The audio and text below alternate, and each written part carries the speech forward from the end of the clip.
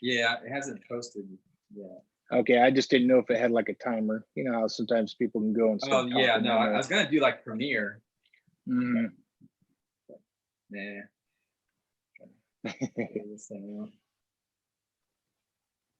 I was like kind of getting nervous. I'm like, oh, I got everything ready to go here. I figured there's gonna be some kind of glitch. Oh, you know, it has to be. Can't do anything perfect or life would be too good, man. That's right. People will think we're paid robots or something, you know? Yeah. Right. So I gotta jump over to, I gotta edit this thing.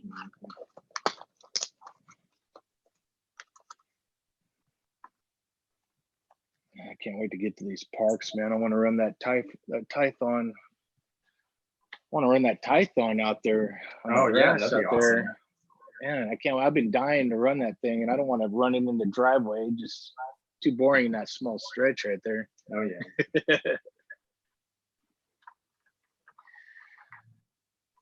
It's killing my network speed right now. Yeah. Well, today we're talking about Donnie's energy shake and how you can lose 12 pounds in a month as well. Right. It's my lunch, my brunch. It's everything, guys. Right. So join in. Only $13.95 a month. You can pay me or Joe. Right. All right. If you guys are just tuning in, what's going on, guys? Joe at OMGRC.com. There is going to be a little bit of delay, about a 20-second delay from us seeing what you're talking about to what we're seeing, or vice versa. So kind of bear with us on this one. This is kind of the first time using this program. I'm trying to get fresh squeeze on here as well. I probably need to get headphones so I don't hear myself on my speaker, or lower it down, but I gotta be able to hear my guest as well. So, because I'm using my cell phone for the video, and then also just using the laptop to make this all kind of work.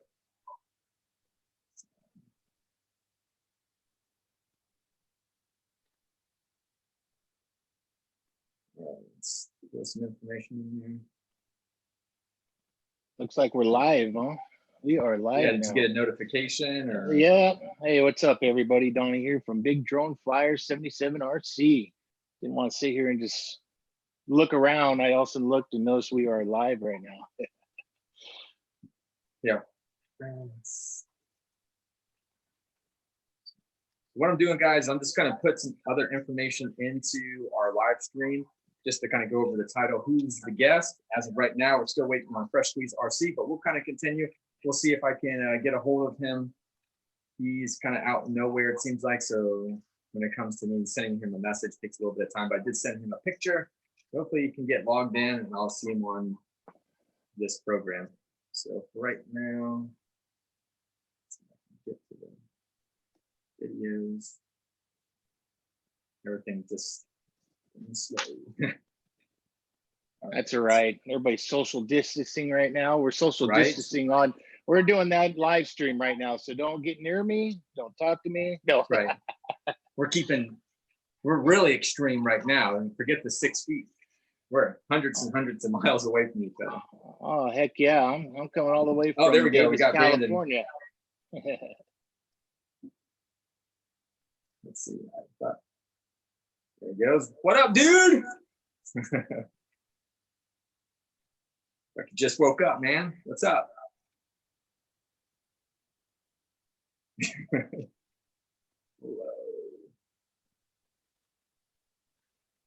Okay, let's see.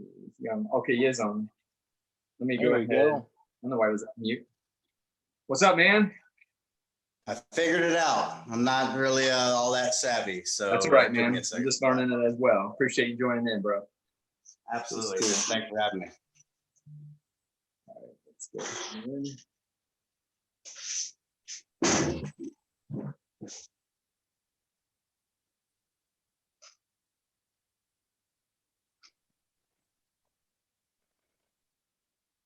Give me just a minute or two. Hopefully, they don't want to take a minute or two. Yep, no rush. I'm not really set up at all. I'm totally unprepared, like always. That's right. Shooting from the hip, pitching hard, hoping it sticks, that kind of thing. something to try to edit this, but I don't know if it's gonna let me edit right now. Don't worry, Let guys. me We're go. trained professionals. We are trained Yeah, professionals trained here. professionals right now. All super pro at this. Yep. This is our learning channel on how to live stream on YouTube. Exactly. So I hope Yeah. everybody's getting this down. Yeah, I wish Yeah. I need to have two monitors so I can kind of see everything. Like, okay, got it ready to go. I know that's a problem. Sitting here holding another phone, trying to read, and then I'm trying to look Oh, at the yeah. camera, so I'm not like this on screen the whole time. Hey, how's it going? Let's see, can I edit? Can I edit?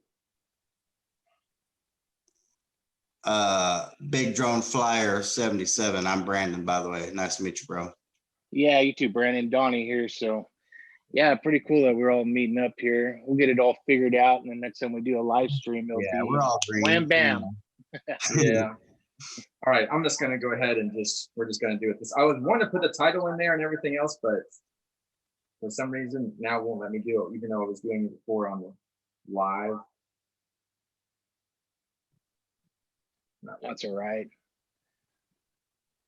Maybe I'll do it while we're chatting or something like that. But anyway, let's go ahead and introduce my guest here today. Definitely appreciate Big Drone FLYER77 RC. So if you want to introduce yourself a little bit there, and then I'll go ahead and we'll talk to Brandon as well. I need to change his name. Fresh name. All right, hey guys, Donnie here from Big Drone FLYER77 RC. Just wanted to say hello and join on here. I appreciate it, Joe. Appreciate you having me on the show today. I basically fly drones, you guys, but I've been in the hobby for over 30 years of RC cars. So this drone thing on YouTube, I never thought would even take off. I just, I think my mom and dad one time, and I think it was 2015, bought me a little SEMA X5C, and I had fun with it. And next thing I know, I was hooked. I bought another drone, started posting some goofy, terrible videos you will see on my channel. I left them on. A lot of people, they take them off. They start getting more professional. They're like, I'm getting rid of these videos. No, go on there. Laugh at the very first ones I did. I don't care, because I was laughing too. Now I look back at them, I'm thinking, how did anybody ever subscribe to me? Seriously. Did was I paying somebody? I must have had flyers out saying, give you $10 a person, man, please help me, but no, it just took off from there, and ended up figuring out how to edit, and finally upgraded on some more better drones, and next thing I know, I started getting emails and stuff on getting some people to sponsor. And sponsor, people confuse that, like, a true sponsor actually pays you, and I have one of those main ones, but it's more like a partnership kind of, you're selling stuff, they give you the product, you review it, you post on your social media, you try to sell some stuff, and hopefully get some sales for them, and they'll send you another product. But if you don't, you're out. So anyways, I just that's where it started going from here. So for those who've been following me, it used to just be Big Drone FLYER77. I threw the RC at the end there because people don't realize that I'm a big RC car guy and always have been. And, that way they could kind of see, oh, he does do RC cars. Well, I did put a playlist on my channel, guys, so you can see all the RC cars that I've reviewed and bashed and hammered and all that. So anyways, all right, Brandon, it's for you, man. I don't want to take up the whole spotlight here. So No, you're good, man. I liked hearing your story. I mean, yeah, kind of similar thing, man. I never thought that I'd get to go all the places and meet the people and do all the things that I've been able to do. Because of RC and, the things that I've done in RC, like hanging out with the Hoonigans and meeting Ken Block, and like, man, Pretty awesome. I would have never thought in my wildest dreams that when I first started watching Ken Block and first started following kind of the Hoonigan movement and all that stuff, that I would, wind up there and like be able to, be a part of that. And like, man, I just, it's hard to even describe. I just, I'm so thankful for all the support and all the love that everyone's given me. I don't know. Like I said, it's mind blowing. Like every day, it's just crazy. You know, every time there's a Hoonigan repost or a Ken Block repost or, you know, various other channels, it just blows me away. I just never would have thought that like I'd find my little niche and in this whole RC thing, and I did, and I couldn't be more thankful or grateful. I mean, it's really one of those things, like I've crossed things off my bucket list that I didn't even know were on the bucket list. So it's, I don't know, like I said, I'm just stoked to be here. I'm stoked to be a part of, you know, the RC movement and the RC culture and the RC family. And I'm, you know, we're going to get past all this BS that's going on right now. And, you know, I'm excited for what's to come. It's going to be cool. Definitely. It's all about the fans, right, brother? Thank you, everybody, for even being there, supporting all of us. You guys are our biggest winners out there, you know. Exactly. And we'll definitely beat this virus, man. We're tough. Yeah. Oh yeah. I mean, the bubonic plague happened like in the 1800s, and and we're still a race, you know. So this day and age, we can beat this. It's just a matter of, you know, staying positive and keeping your head up and, you know, doing the right things and doing what you're supposed to be doing. And that is going to be what gets us through all this. It's, you know, the thing about, you know, like mankind in general is the whole never quit, you know, attitude. And that's what it's about. You just can't quit. You know, this is just a bump in the road. Like in the grand scheme of things and the whole history of mankind, this is nothing. So exactly, we'll get through this, you know, and I know it's bad for a lot of people. And I know there's been, you know, a lot of people affected by this. I mean, everyone has been affected by this in some form or another.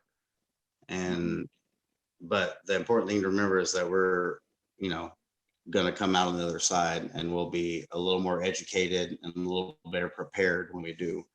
So exactly. Well said. Exactly.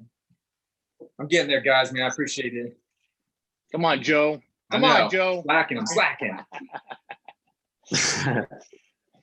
Well, you guys get bored at home, and you know, I know most of you guys that come on Joe's live streams or even follow his channel, or, you know, or RC guys, of course, you know, but on a drone factor like myself, you know, I never thought I'd get into drones. They're pretty fun. But the way the FAA, and I'm not even going that whole story, is panning out to where it's going to be harder and harder for, you know, people that are in the drone hobby to fly and have fun. But the one thing that I love doing is adding FPV cameras on my RC cars and putting my goggles on and just running that thing. As long as you got a good range camera, you know, and then you got a good RC that can go quite a few meters, man, it's a blast. I'm just always afraid I'm going to go around my apartment complex and all of a sudden, you know, almost make it home and just see all of a sudden the thing's looking up at the sky and someone's running off with my RC car, you know, because I didn't punch it fast enough. Being here in California, I'm not saying everybody's thieves here in California, but that someone may want to know, you know, try to go down there and grab my car. So yeah, I mean, I've seen more than one YouTube video of someone's car trying to get snatched up while they were doing yeah, FPV. that's the only thing I worry about. So, you know, well, before all this virus thing, my daughter would go around on her little scooter and would follow it around, you know. So her and her older sister and stuff. So it kind of kept their eye on it for dad, just in case I crash, because I'm not perfect, man. So I'll go and hit no one is. I mean, I'll hit something or punch it too hard and flip, and then what do? It's around the block somewhere. You know, the kids are over there flipping it back over for me. But yeah, it's fun. Put an FPV camera on there, man. They're cheap. They're like, you know, 10 to 15 bucks. They're AIO cams. You can get ones that are like 600 milliamps, and that's perfect. You run just a little tiny LiPo battery on it, and then get yourself a pair of goggles, 5.8 gigahertz goggles for that camera, and you got a whole nother, you know, deal to do out there instead of just being jumping, bashing RC cars, you got something else to kind of do. Yeah. Or like I like to put them on the smaller ones and run around the house. Since we're stuck at home, you can sit there, run around the house and race your kids. If you got kids, we'd put on goggles and race around like that. I thought that was a blast. You know, you could set up a little track or whatever you want to do. So, you know, there's other things to do at least while you're stuck at home, or just start building, you know. I'm gonna give some shout outs here because we got some guys in. Go ahead. I have some questions. I'm not sure if I'll be able to get to them all, but I'm gonna go ahead and just let's see if I can scroll up here a little bit. Hey, John Coopy. Sorry, I haven't been paying attention to the live stream either. I'm bad at it. I'm rusty. It's What's been up, a couple John? years. Appreciate you joining in. Obviously, Fresh Squeeze is in the house. Gucci, what's up, man? Let's see. Altar, good evening. Oh, from where is that? I can't even think. I'm looking at it here. Arabia, right on. Spotlight RC, what's going on, man? What's up, Shane? Hell Rider, what's up? Let's see, WNY. Appreciate you guys joining in on a Friday. Got our guests hanging out here as well. Definitely appreciate them. All you guys showing your support here on Friday. OMGRC. Give me a second, guys. I'm gonna go grab the laptop so I can see what's going on in the live chat and get like a camera set up because my arm's getting tired as hell. Okay, yeah, no problem. Like I said, I'm totally unprepared. So give me a second. I'll be right back. No problem. There's a mute and a camera pause on there, so that way you can set your phone down if you want and stuff like that at the bottom. Yeah, exactly. I will mute nothing. You will hear my neighbor mowing their yard. I'll be right back. So what's up, Big Papa, one of our moderators in the chat today, and 10 Scale RC. I definitely appreciate you guys joining in as well, keeping everything under control. Let's see. What's up, Dusty Storms? Hey, Joe. I don't carry any ARMA stuff, unfortunately, at OMGRC.com. So unfortunately, yeah. EGV, what's going on, man? What's good? Hopefully everything's all right with you. Definitely have to still gotta give that, gotta get some skit, but obviously during this time it's gonna be a little rough to do. So, but I got you in mind as far as once we can break free of us being stuck homebound or whatnot. Let's say WNY Stacy. Oh, stay away from the screen. Hey man, 10 Scale Garage. Happy Friday, everyone. Cool, man. Happy Friday, Spotlight RC. So anybody that used to watch Shane, who was like Racing Cars and Fun, he is now Spotlight RC. So you can give him a follow as well. Any of the guys that are in here, but he was one who had lost his information. So he's one of the guys that comes up to the park and hangs out. So let's see here. So 10 Scale Garage, RC Lemonade in the house. Let's see, Kelly, what's up? All-star cast tonight, right? 10 Scale Garage. Oh, let's see, WNY, been a drone. Oh, been into drone. Oh yeah, I've seen a lot of your videos too, as far as WNY doing the drone videos. That's pretty cool how you have it following along. So cool. I know some of you guys know. Get it out here, big drone FLYER77. So yeah, it's cool. And even Fresh Squeeze RC. Hell Rider, what's up? I already mentioned. Let's see what else. Oh, Flying Fortress. What's going on, man? Great lineup. Appreciate it, man. Yeah, Dusty Roads. Yeah, don't stress, boys. It's gonna be all cool. Let's see, Drone Pool. Hello, Donnie. Let's see, Donnie. That's Mr. Dan. Gotcha. He's got some good FPV stuff there. Hit that like. Island RC Duke's in the house. So, RC Duke. Yeah, definitely smash the thumbs up. Definitely appreciate it, guys. It's gonna help promote this, and we got some awesome guys in here. So I have my assistant Susan setting up the laptop right now. So as soon as that's done, you know, I can see what's going on in the chat. Because right now I'm flying blind.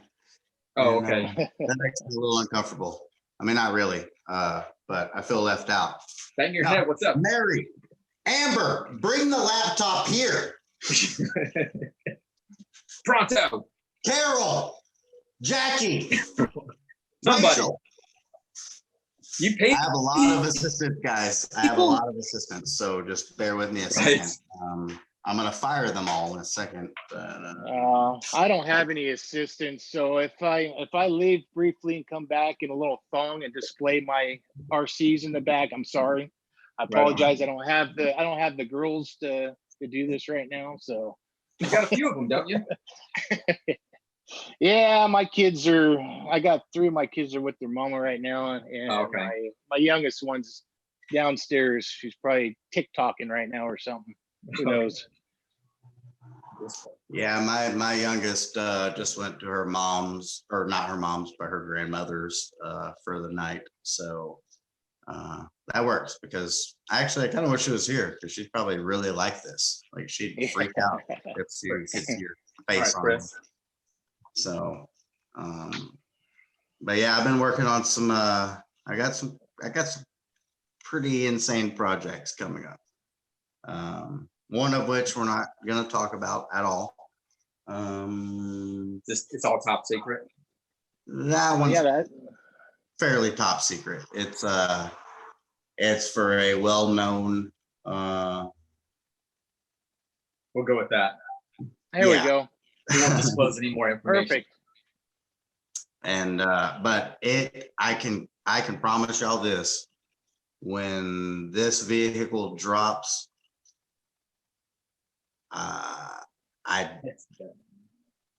this will be probably make a bigger impact than the Hoona truck or anything else that I mean, definitely will be the biggest, like, coolest, raddest thing I've ever done. I was waiting for the word Brad to come out. I was like, I was gonna say Brad. I know it. Yeah, this is like gonna be my Mona Lisa. Yeah. And then I've got another Hoonigan project, which we can talk about. It'll be their latest kind of iteration of their BMWs. They call now the sick car, the off-road version. They're kind of Baja version. So I'm working on that currently. It'll be like, it's going to be on a Kyosho Phaser chassis. We'll do like some rally tires and stuff, but I mean, I'm going to jump it and probably destroy it. But hey, I do it for the fans. That's right. There you go. There you go. I mean, that's what it's all about. I mean, really, like, I love this stuff. I love building these cars. But man, I think I love even more just, I get a lot of people that tell me, hey, like, you make a difference in my day, or like, I look forward to your posts in the morning. And man, that means like a lot to me. That's like, I mean, it's kind of even hard to like describe. It's like, I never would have thought that I'd be able to make like a positive difference in someone's day for making, a cool RC car post. And to be able to do that, that feels like winning, and not like in like a selfish or pompous way. That's just like, it's just one of those things. It's, that's what you want. You want people to want to see your stuff, and you want it to be a positive influence on their life, or, I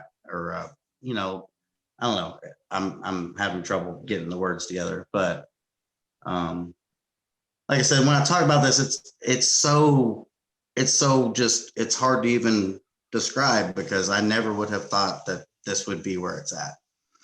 I mean, to be honest, and, I know there's probably going to be quite a few people that watch this. I made my RC car Instagram page like as a joke originally. Not a joke, but just kind of like satire, and it was like me and a couple of my buddies sitting around. I was like, I'm gonna make an RC car page, and they didn't really understand it. And then I did it, and it became this larger than life thing. And now it's, it's something I'm super passionate about. And I just want it to be, I want at least my Instagram to be kind of the kind of next evolution in what RC is. And I want to kind of push the envelope and do things that people have never seen with RC cars. And I think I'm on the right track, and like I said, it's just been awesome. I never would have thought. I've said that a lot, you know, when I met Ken Block and met his, you know, his crew and met all the Hoonigans and all that stuff. Like, I just kept, like, I know I said it probably 200 times, you know, like I never would have thought. And I'm just super grateful that it's all come together like this.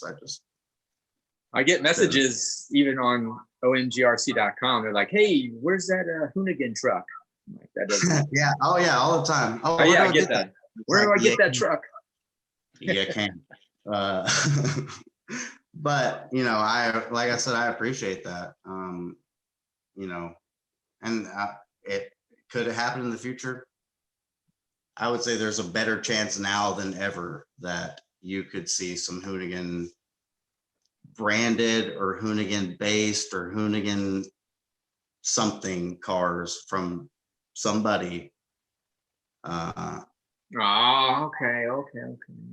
You know, there's a chance that a better chance. I mean, because HPI is dead and gone as far as I'm concerned. Yeah.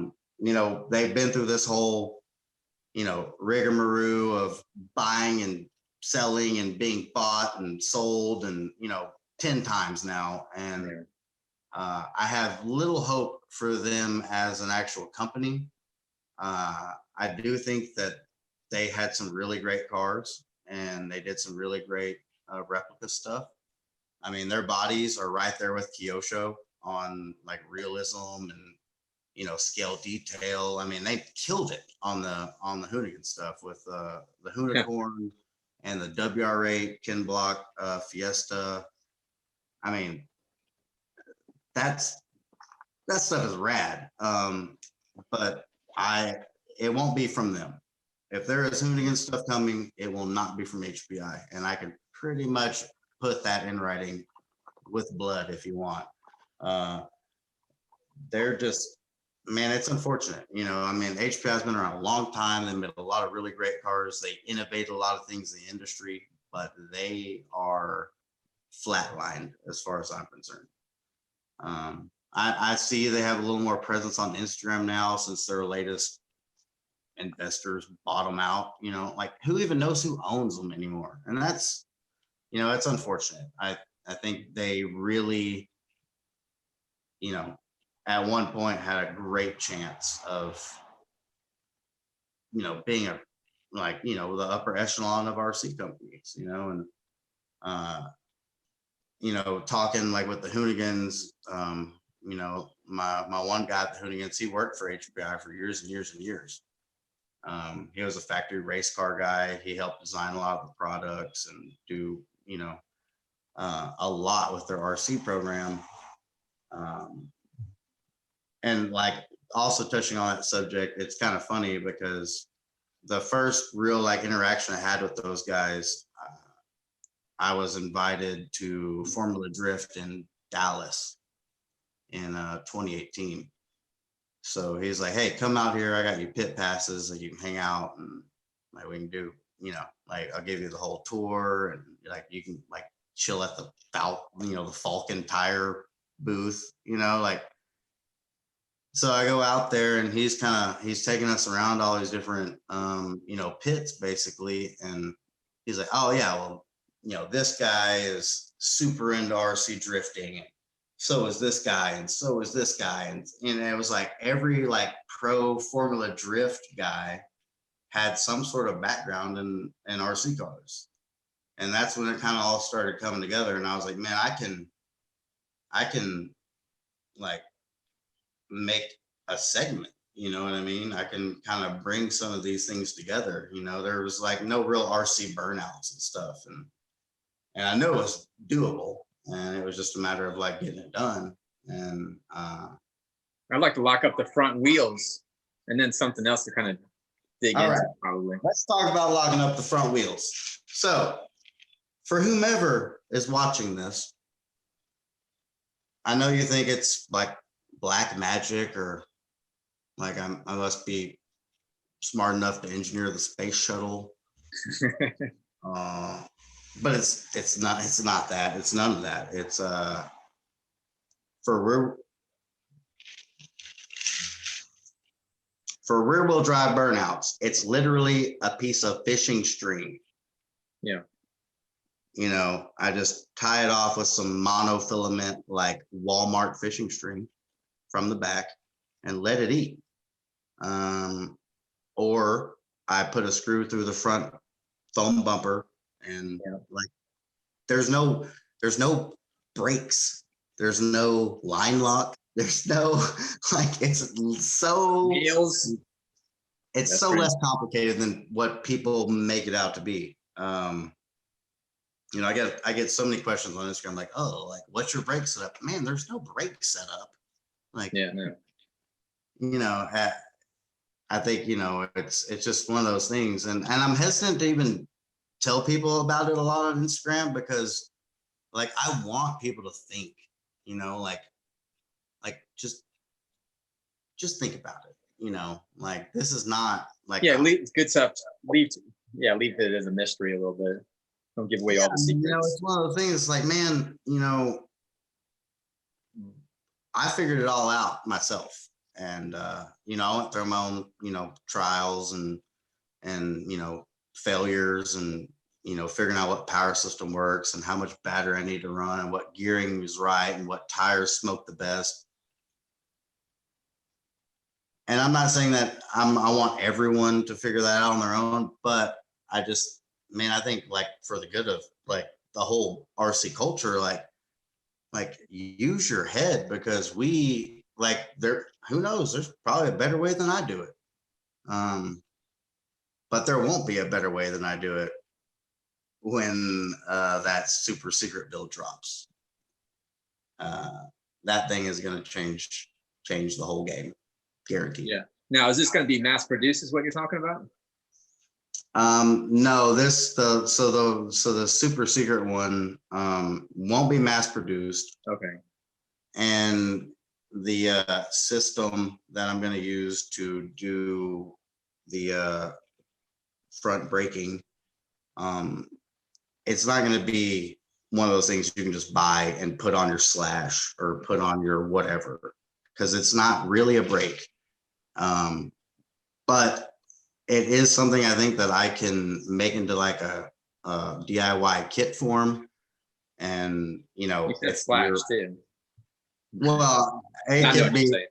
it's going to have to be a platform that's large enough Yeah. to accommodate the extra hardware. Right. So, you know, you're talking, you know, and I will say this, it's going to have to be all-wheel drive. It's going to have a front diff. But it will, you know, that's all I'm going to say. Okay. But I think it will be adaptable as kind of a DIY kit for people with the right setup, you know, and a little bit of, you know, if they're a little bit savvy and a little bit knowledgeable, I think they'll be able to kind of make this work for them. And I think it's going to really change the game. As you know, I know the kind of RC burnout segment is small, but maybe it doesn't have to be so small. So we'll see.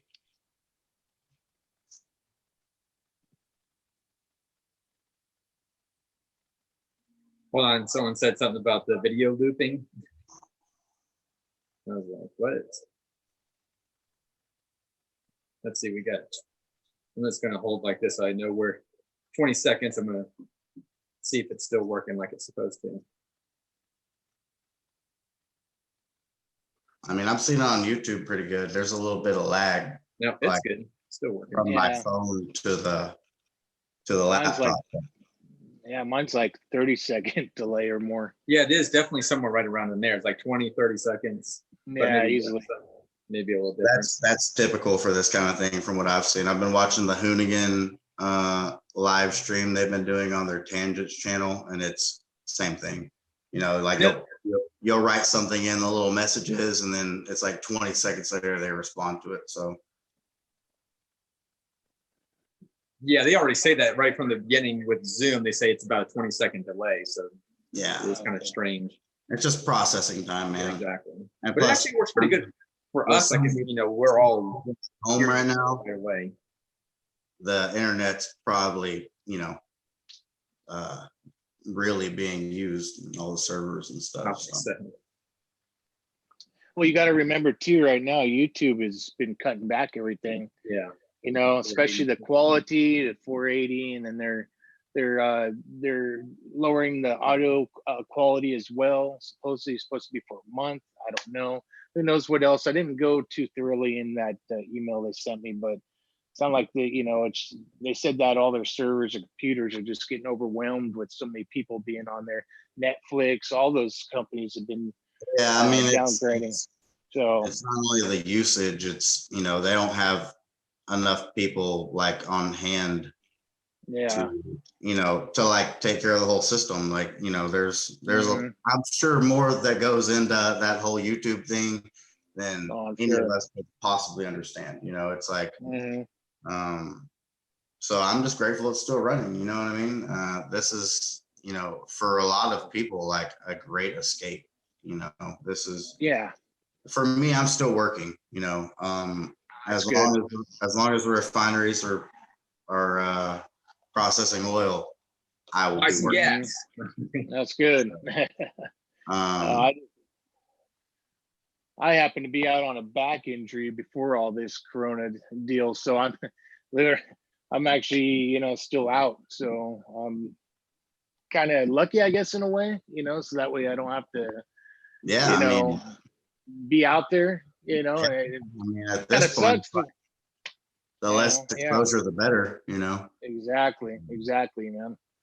Definitely. I mean, I've gotten to the point where, like when I go to work, I mean, there's nothing open. Like you can't go to a restaurant, sit down and eat, so. Yeah. And it's gotten to the point now where I don't even want to go to fast food places because like that's the only places that are open.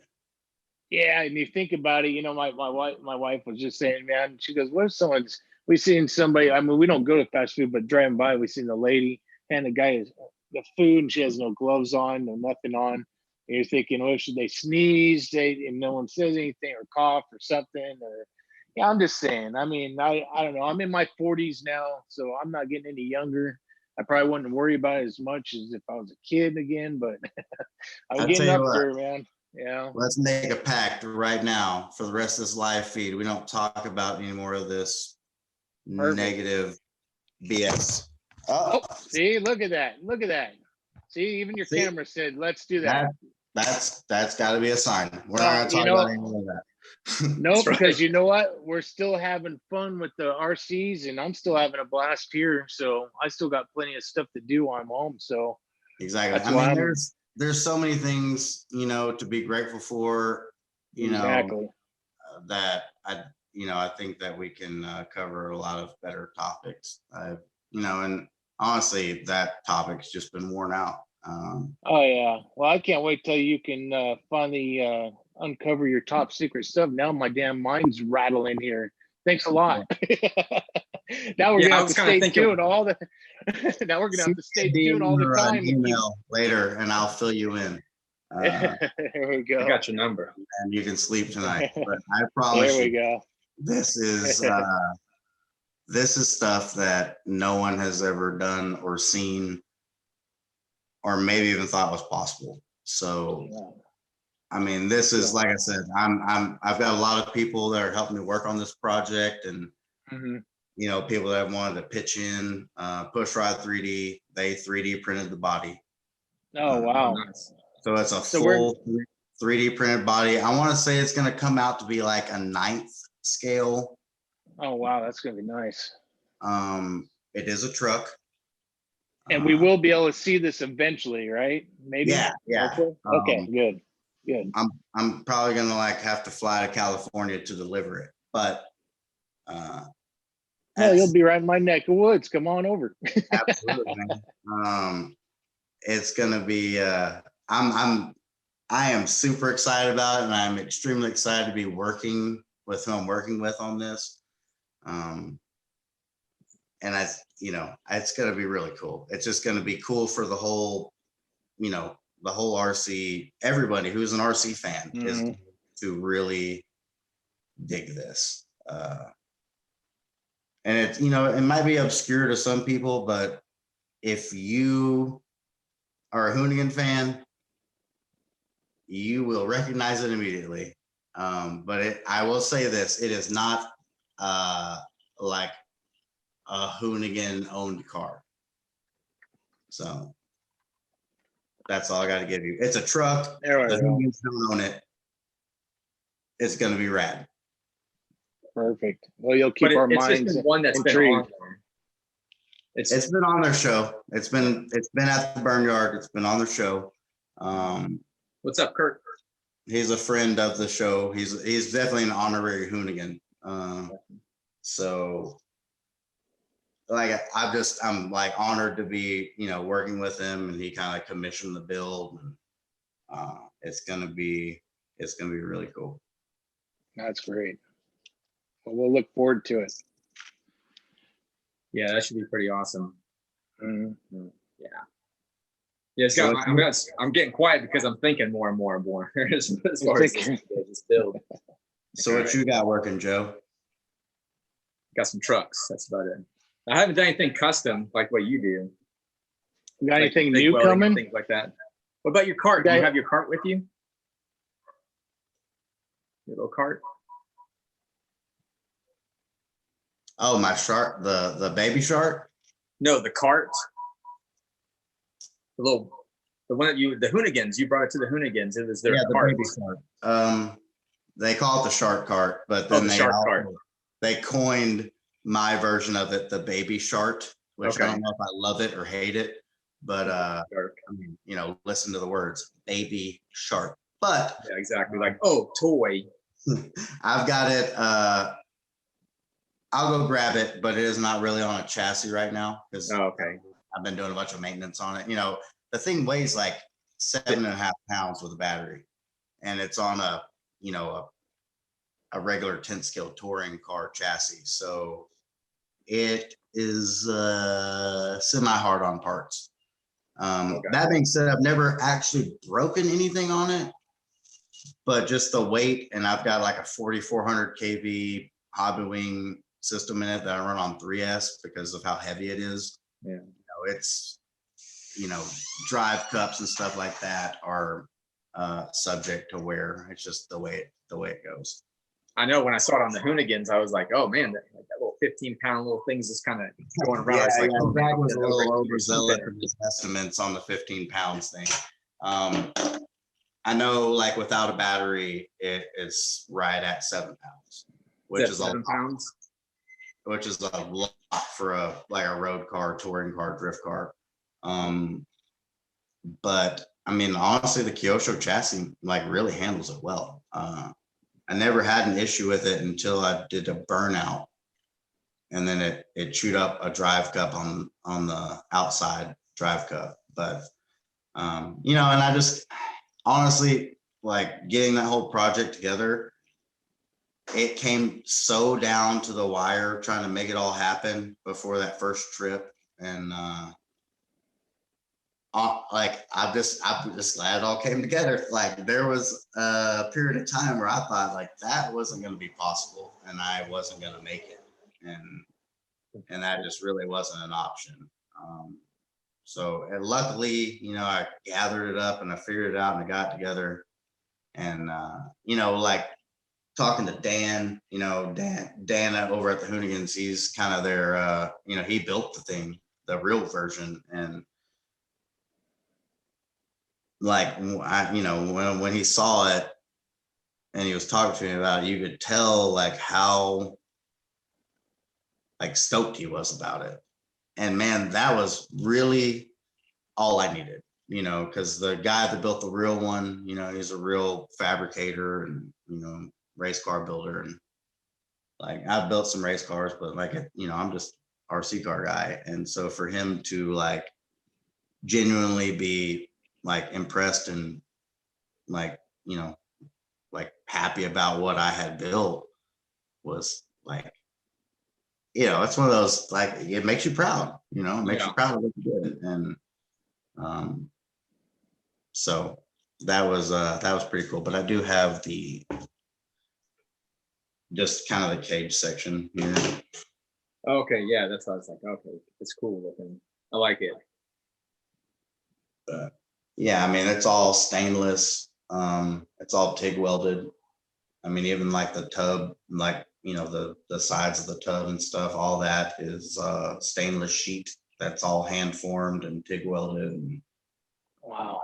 So put your order in, guys. No, just kidding. Jeez, no kidding, man. Damn thing's bulletproof. Yeah, I mean, for real. yeah. Oh, yeah, So, definitely. so I got a little kind of funny insider thing that no one saw on their YouTube video. Was I was drifting the thing, and you know, Hurt drove it and Dan drove it, and then, you know, like we're shooting the action sequences for the video, and I had literally driven the car about 20 seconds before I left for California. Like, I drove it long enough to know that it worked. So they drove it more than I had at that point. And you know, I was drifting it around, and I got a little carried away, and I slid the thing like right into the front on a floor jack in their shop. And it pushed the bumper into the front wheel on one side. And so I go over there, and I'm like trying to pull it straight. And I kind of wish they had included it, because like I'm pulling the motor straight, and everyone's telling me to stop. They're like, stop, stop, stop, you know? I'm like, what do you mean? And they're like, it's just like the real one now. You know what I mean? Like, it's more scale than it was when you got here. And it was just kind of like a funny little, you know, like kind of inside thing that didn't get shared with the whole world. But you know, I straightened out enough to keep shooting, and I still really haven't fixed it. I mean, I kind of want to keep it, you know, I want it to be true to the real car. The real car's rough, you know what I mean? Just like their BMW, that thing is rough. They beat that thing up pretty good, don't they? Oh my God, I can't believe it's still the same car. Like, that thing has been that. I mean, that's, you know, another reason I like BMW so much. They're pretty tough. Does it have doors on it still, or? It does. It has Lambo doors on it. Okay. For whatever reason, I think they're just trolling people, but right. But that's gonna be a cool project. There's a lot of styrene work that I'm doing on that one, and then, you know, also cage work, bumper work, interior work. I mean, I'm gonna try to make it, you know, every time I do one of these, I'm trying to kind of step it up a little bit. So it's kind of always like a, I don't know, almost like a contest for myself, because I just want to make each one a little bit better and a little bit more realistic. And kind of, I think that there's not been, Jesus. What the? Where's your secretary at? Hey, Margaret. She's fired. She is super fired. Margaret, you're fired. Yeah. Honestly, guys, my whole setup here is it's BS. I gotta step my game up a little bit if I want to keep doing these kind of things. no, I tried being stuck in a bedroom. I'm in my bedroom right now, sitting on my bed, you guys. There ain't no studio over here. No, I don't Guys, have. he's comfortable. Donnie's the comfortable one. I'm comfortable, man. I can lay back. I'm thinking about getting one of those projection deals that onto my phone. I can just shoot it up on the There you ceiling, lay back and watch, and you know. We're on the same page here, bro. I mean, my garage is my studio, at least for like another month until it gets to be 10,000 degrees here in Texas. Oh, I bet it gets Coming. 106 to 111 here, and that's hot enough for me. Yeah, the heat here isn't really the issue. It's the It's humidity. I mean, you know it, Joe, in Florida, it's same. It's just like Texas. It's like breathing gravy. Mhm. It is rough when it's super high humidity. So I'll eventually be taking this whole show back inside. But for now, I'm enjoying, you know, the last couple of weeks of like decent weather here in Texas, probably. So Definitely. Yeah, the humidity's bad over there, man. I can't imagine. You know, you can have 70 degrees and feel like it's, 150 over there. You're just pouring sweat. It's impressive. Oh my God. All right, Susan, you're fired. Guess I'll just have to hold this because my bootleg mount's not working. No, it's not working, huh? You need me to 3D print me something? Yeah. I'm surprised you don't have a 3D printer yet. Man, Not I bad. don't. I need one, but luckily I'm lucky enough to work with some like great people that have really great capabilities in that field. So I unless I just make everybody really mad at me, I'm not gonna buy one. Yeah, right. Be like push rod 3D. Be like, oh, come on, man. Yeah, right. They've really done. I mean, they did so much good stuff for me. I mean, without them, the Hoonigan truck wouldn't be the Hoonigan truck. Right. They did the turbos and all the other little stuff to it. Yeah, they did the turbos and the fuel cell and the exhaust cutouts, and I mean, they've done a lot of like one-off custom stuff for me. Yeah. And I'm really stoked to kind of be a part of their operation. I mean, they're not too active on Instagram and stuff, but I mean, they really do good work. And but like, they printed the body for me on the latest truck. I've got but I do have a couple other people I'm working with that are, gonna do the motor because it's a no, that's all. Nope. Edit that out. I'm admiring your track back there, bro. I miss. Oh yeah, it's having got his a little house. crawler track back there. Yeah, because we've been in this apartment for about 3 years. We've always had a house, so I miss having a garage, and it's definitely a downgrade being in an apartment. I miss having stuff like that. That is awesome, man.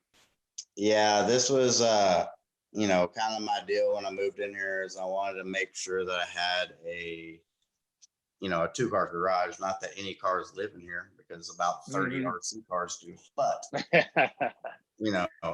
I kind of have this whole double level, it's all rocks on the bottom, and then it kind of steps up to this other level here.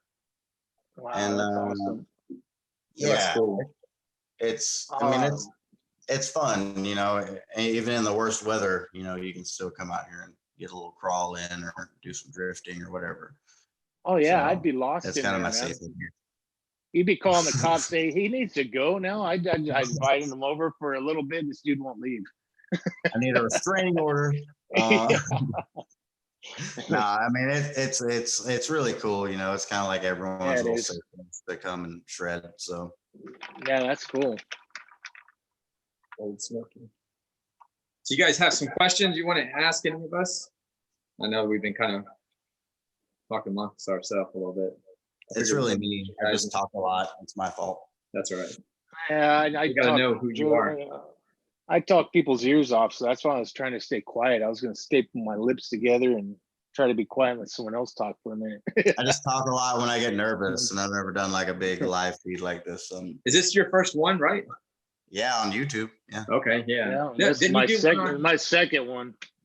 Instagram? If you do one on Instagram, geez, what do you got? Like 50,000+ followers now? Awesome.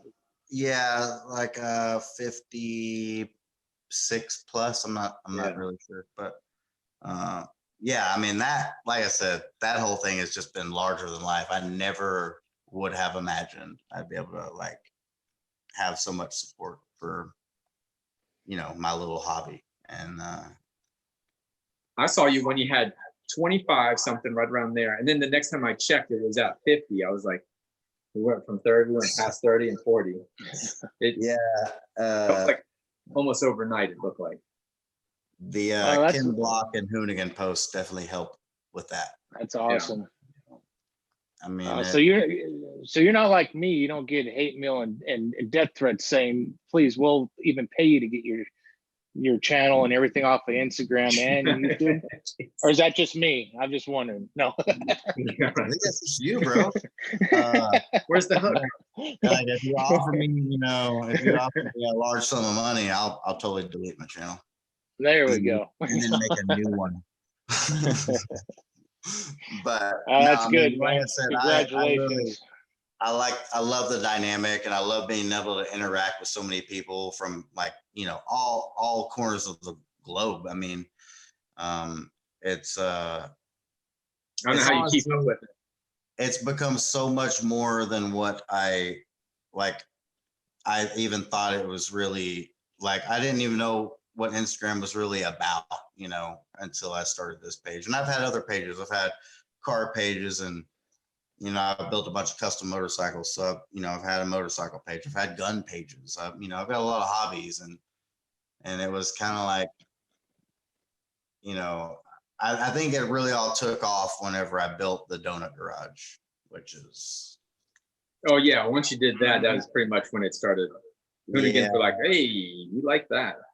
That kind of popped it all off. And I just, you know, I built it kind of thinking maybe they would see it and think it was cool. But in the back of my head, I was, you know, still like, just RC car stuff. Like, they don't care. And then sure enough, they did that first repost. I was like, oh my God. Like, I can remember my excitement. I remember when you called me too, like, yeah, man. Like, I remember like how excited I was. Like, I thought I was gonna throw up or pass out or something. You know what I mean? Like, just to like have that recognition it was just awesome to me. And, you picked the right people, that's for sure. And I'll tell you this, man. Those guys they're just like us. Like, they're just cool guys. They found their little niche in the world, and they're making a living, and they love doing it. And man, like, you know, I could just go, you know, I just, like, we already knew each other, you know, all the guys. And it was just super cool and super refreshing, you know, because you always think you worry about, you know, people who are famous, you know, maybe, you know, having a certain attitude or a certain way about them. Man, these guys are not that way. They're just cool dudes. They're so down to earth. And same thing with Ken Block. And that's why I like Ken Block so much, and I like the Hoonigans so much, is because they're just regular guys. I mean, when it all comes down to it, like, if you get past all the fame and all the BS, like, none of them are supermodels. They're not all that charismatic. They're just who they are, and they love what they're doing, and they love cars, and they love making this content. And I mean, it really comes across when you meet them. It was just, you know, like I said, it was everything I hoped it would be. They're all great guys. I've met them all. They're, you know, if you're ever, you know, able to go to a Burnyard event, I would highly recommend it. It's the new Barnum and Bailey. It's the best show on earth. You're welcome, guys. By the way, I'll take a little cut from that quote right there. So, but no, it really is. It's a great time, man. I mean, what's not to like? Slaying tires and making smoke and destroying stuff. And, you know, there's cool vendors there. I mean, you know, cool people. I mean, and not only is there, you know, all the Hoonigans there and stuff, there's always, you know, like, guests, and there's like a giant car show in the parking lot. I mean, it is, if you are into any sort of motorsport, you owe it to yourself to make it to one of those events, because you won't regret it. Yeah, that'd be awesome. When I watch them or whatever too, I mean, they have a lot of different people that come on there too, and they'll do burnouts, whatever, but they have like 2 different locations too. Yeah. Are they close to each other? They have their donut garage, which is in Long Beach, which they don't really do a bunch of crazy stuff at anymore, because California was kind of cracking down on by a school, giving them permits. And I mean, honestly, the Aussies came out there and just destroyed the place with burnouts, and that's pretty much what got them shut down. So they worked out a deal with Irwindale. So like, you'll see build breakdowns and stuff. Like, if you see stuff in the shop, or like, you know, someone coming on their show with a car and they put it on the lift, that's at the original OG donut garage at the Long. Just like what you have. Yeah, that's what that was. I know they were right next to a school. Yeah, it's like literally right across the street from a school. Yeah. So then they worked out a deal with Irwindale Speedway, and so basically they have just like a big chunk of parking lot, and they set up a bunch of K-rail and grandstands, and like it is an awesome time. It is so cool. Definitely got to go to that if you can. Yeah, I've seen that a little bit of the live event too. That looked pretty awesome. Dude, I mean, they do. I mean, they've had Ryan Anderson with, his monster truck out there. And I saw that one too. That was pretty. I didn't even get to see that. Dang. Go on their channel and check it out. Like that is a round video. Like I can't. Where was that one at? That was at Irwindale at the Burnyard. They had Ryan out there with Son of a Digger truck. And like the opening scene is him literally jumping like a little ramp over the K-rail. Oh my God. Into the Burnyard. Like it is nuts.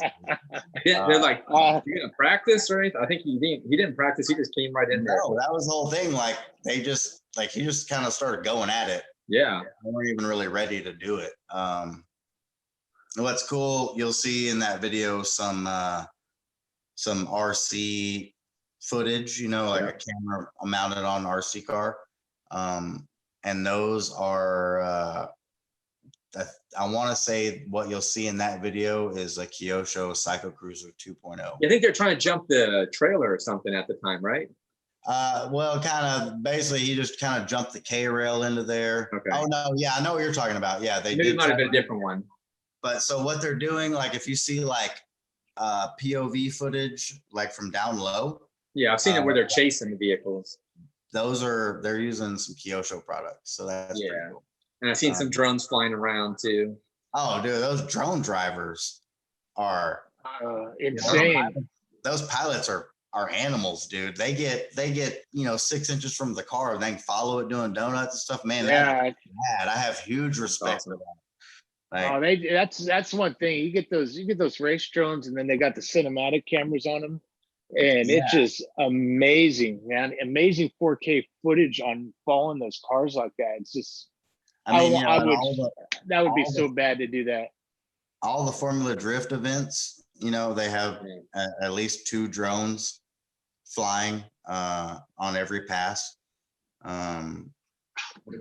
It's so, man, to me, I don't know if it's my generation, I'm 34, and I feel like I kind of grew up like in that Back to the Future generation where it's like I'm seeing all these things that I didn't, that you didn't think were ever really going to happen, and here they are happening, and with all the VR and cool. My uncle worked for Atari.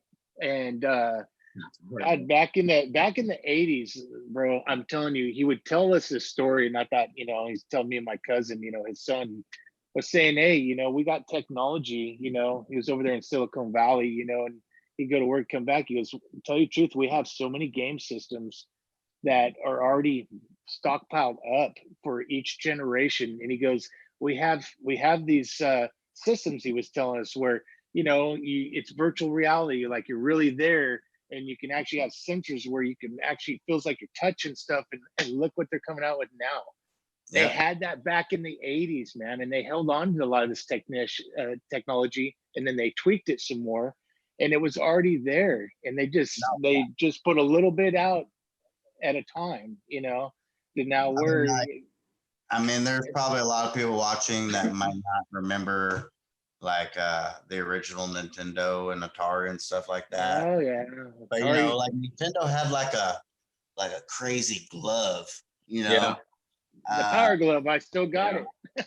Dude, that's awesome, dude. Yeah, I still got it. Like that was where this whole that's the birthplace, like where all this great technology has come from. And man, it's just cool to see it come together. Like when I was a kid, there weren't cell phones. I mean, there were, but like you had to be rich Yeah, Or, yeah, I know, right? and have a brain tumor like a year later because you had this big old freaking radiation unit on the, seeping into your brain. you know, big old Uh, analog phone stuck to your head, you know.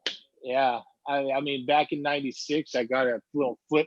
Well, actually, it was solid. It was before the flip phone I can get, but it just plugged right in my cigarette lighter. And I thought it was great. Calling my parents, hey, Mom, I'm calling you from the car, man. I was in my 71 Chevelle Super Sport, and I'll never forget. I was in Santa Cruz, cruising over by the beach and boardwalk, and I'm all, hey, I'm over here in Santa Cruz, Mom. I'm calling you from my phone, you know. And she's like, what? What do you mean phone? I said, in my car. And she's like, oh my God, that's crazy. We're Oh, really man. showing our age here, guys. Right? Oh man. Well, you know, technology and just a regular, the cheapest cell phone is more technology than they used to get a man in space. You know what I mean? Yeah, that's wild. Like, that is wild. And it's true. Well, yeah, You know? it's pretty crazy. So I know everybody will laugh, but I kept every one of my game systems from the early 80s. I had the original Atari 2, every Show me Nintendo bed made. sheets. Your pillowcase. Oh, you want to see my pillowcase? I just showed Joe before the live stream. I was like, what?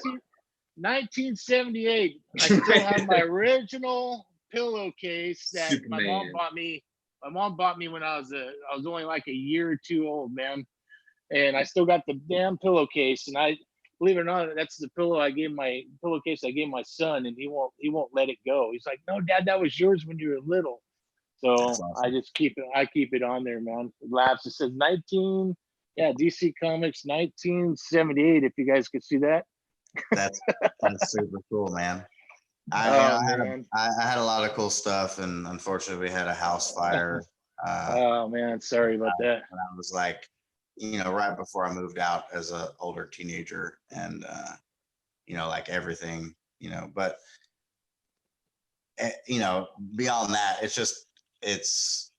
I'm really happy to kind of, you know, to see the way everything's progressed from RC cars and cell phones, video game systems. Like, I mean, I am extremely thankful to be a part of the generation that we're in, because I don't think that any other generation, age group of people have seen the type of progression that we have.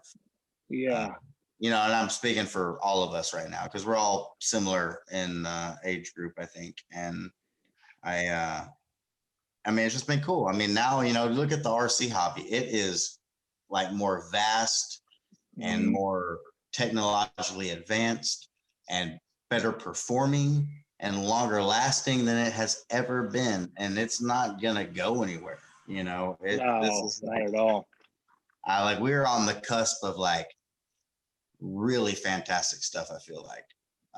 Well, 1989 right here, buddy. I still have my still got my original mini Typhoon hovercraft, and it's still here, man. It's still original. That's crazy. And actually, and this is still like new. No wow, tears looks in good. it or nothing. And I got the battery coming. I got the battery coming because the other one, of course, shot from 1989. So should be here anytime. I ordered it from Amazon. I want to check it out.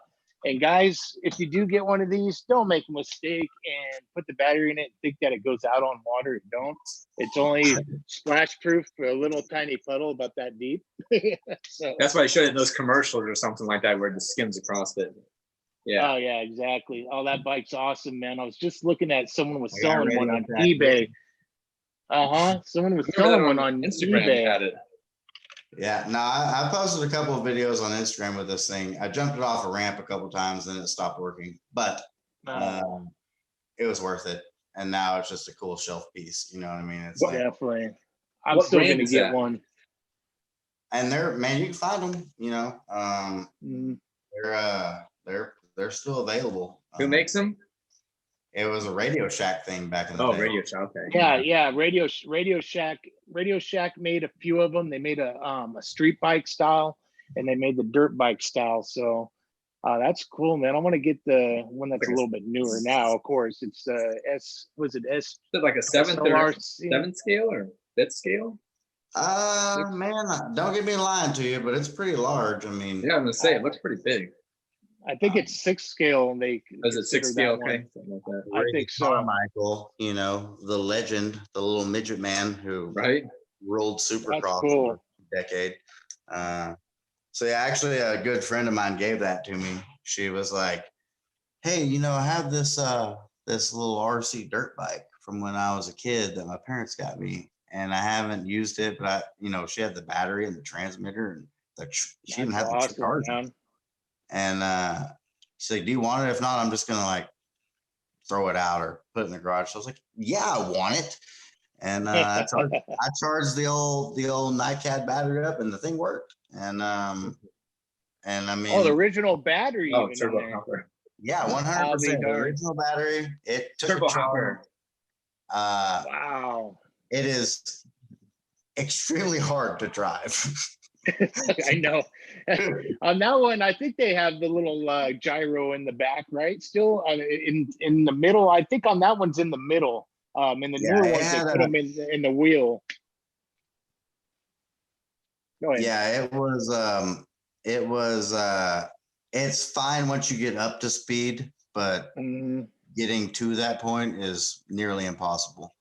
Yeah, but- you kind of full blast and kind of run with your hand at the same time and kind of almost toss it as you're going and try to. Yeah, you overcorrect really fast, you know. You overcorrect so fast is what. So those things new actually came with like a stand. And so you were supposed to throttle it up on the stand and then push it off roll it off the stand, and that's how you would. Gotcha. But yeah, without that stand, it's a bit of balance. It's like launching an RC airplane. You know what I mean? Yeah. I know. I remember those back. I remember running one of those back when I was younger, man. They're fun as heck. I always wanted one. I always wanted one for myself. I you know? wanted one too, and my buddy had one when I was a kid, and I remember playing with it when I was a kid and thinking, "Man, this thing sucks." And so it kind of kept me from like hurting for it so bad. But then later in life, you know, when my friend was like, "Hey, I'll give this to you," I'm like, "Yeah, absolutely." And then I realized still that it sucked. That was kind of like me with the old gas helicopters, man, the Nitro helicopters.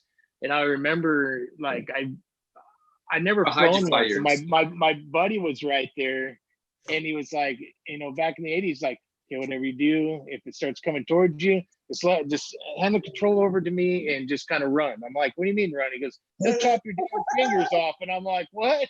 I started freaking out, you know, and so I'm trying to fly this thing, and that was the hardest thing in the world to fly. Just run! I thought this was a toy.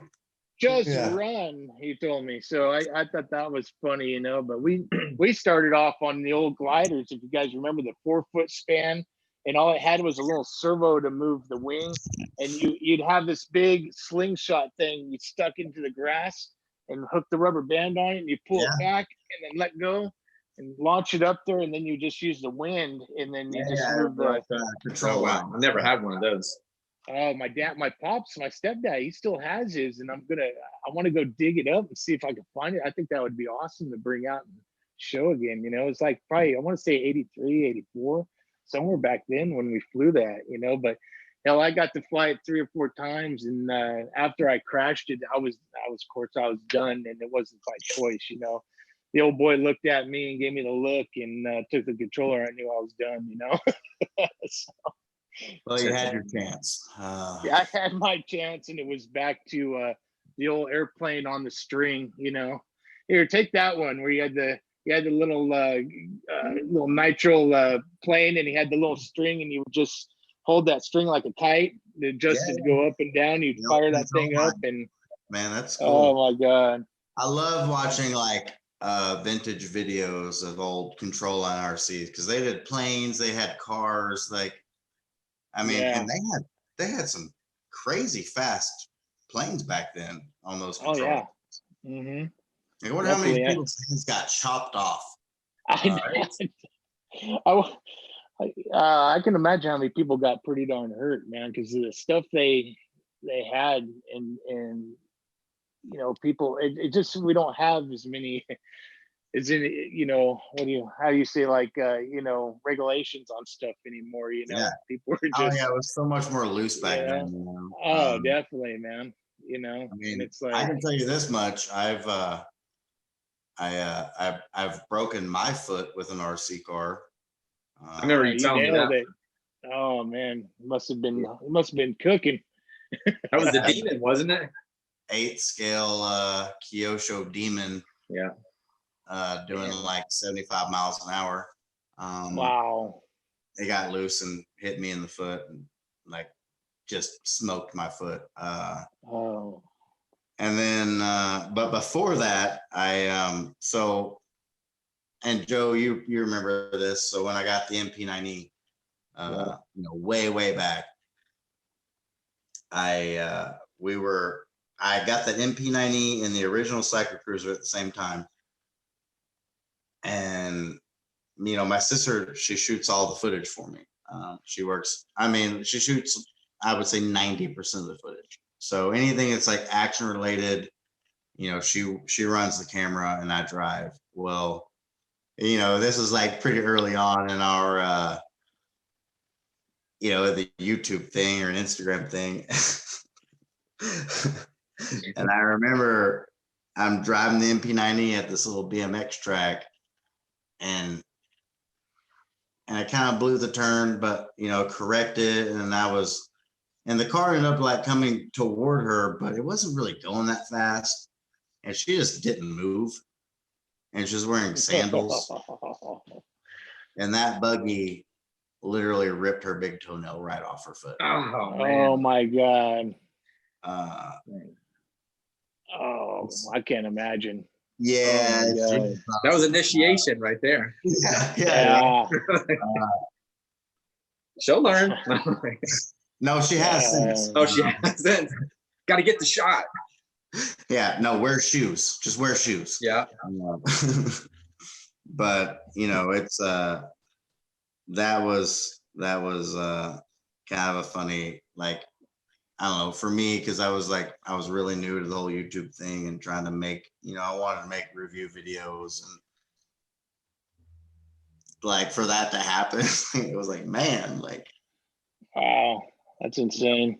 That would suck. Yeah. it was That's a nice but- buggy anyhow. Yeah, absolutely, man. I still have it. And man. you know, I have the new Neo 3.0, which is, I would say, kind of just the basher version of the MP9E. That's good. You know, I mean, I would say now more than ever, she hangs in there. You know, she's willing to take a hit to get the good shot. So I owe a lot to her for, you know, running the camera and making things happen. Wow, that helps having someone there with you, man. I think that's got to be, sorry to cut you off. It's got to be my toughest part of YouTube, you know, or even just doing something for Instagram, is I'm the only cameraman. I'm the guy. Like, if you guys go and look at my channel, I don't know if Joe could bring it up, but you guys can go to my YouTube channel, look up like the GP Toys. I want to say like it's the what was that one? The S 926 or something like that. It's a pickup, and then I had the WL Toys one. It's the 12428, that buggy. I flew my drone and drove the RC car for that footage. I remember that one. Now, you know, I was steering the car with one hand and flying with the other, you know, and part of them, when it's more of a top scene, I went and set up my DJI Mavic Air. I set it up on the active track, which it has a hard time with something small like that, and you're hauling, you know, pretty good, which those things aren't super fast, but it's fast enough for these. Yeah, and I think these they can only really follow something small like that up to, like, for me, like 13 miles an hour for small stuff. Big stuff, you can do 40 miles an hour and they can track it. But, you know, this guy, you know, matter of fact, I have my props that Master Air Screw sent. These are prototypes, not even on the market. So I'll be doing a review kind of on those to let people see how those go. But yeah, to get this thing to follow. So I'm, you know, running this, and it's active track on some of it. and then I got to go and make up for, you know, different angles. So I'm just trying to hold the controller, steer like this with the, you know, RC controller, and then I'm flying with one hand trying to get that. But it turned out pretty good, man, you know, and I might do like a little tutorial for people to check that out and see how you can get different shots with, you know, I mean, I think you should. by using a because drone. What really pushes the hobby is getting people to go a little bit beyond what they would normally do. I mean, you like Outside the box. yeah. I mean, and even if it's just more than like, all right, no one wants to see your RC car sitting on your workbench, Yeah. you know, or your drone or your whatever. Mhm. They want to see it. They Yeah. want to see the boat sitting on the stand. They don't want that. Yeah. What they want to see is that thing, at least in its natural environment. You know, I remember I used to tell people, they'd ask me, how do you get such great pictures and stuff? I'm like, I look like an idiot. You know what I mean? Like I take my toy car to a location and I put it somewhere and I like lay on my belly and get dirty. Oh yeah. You know what I mean? People think I'm crazy. But you know, to me, it's worth it. You know, I mean, that's really what it is. You know, that's how you progress things, is you got to kind of raise the bar for what people think is normal. And well, yeah, you have to. yeah, I mean, that's how you keep the hobby alive. That's how you keep Mhm. people interested. And I think, you know, we're all doing a good job of that. So No, everybody's doing an awesome job. Anything that you do when you're filming, phones just died. So let me turn up my volume here. I was gonna say it's changed there. There we go. Let's see if I can. Anyways, hopefully you guys can hear me. Yeah, we can. Okay. Sorry about that. My headphones. Anyways, for me, you know, when I first was going, or what I was talking about is everybody in the hobby that's films and has to edit, it takes hours. You know, for me, it does, because I just one of those type that I just want to get that right shot when I get it in there, and I shouldn't put so much time and effort in it. I should, you know, try to, you know, just kind of film and be natural and put it out there. But, you know, it's a lot of work. All the effort that you're putting into it. Don't sell yourself short. Don't. That's right.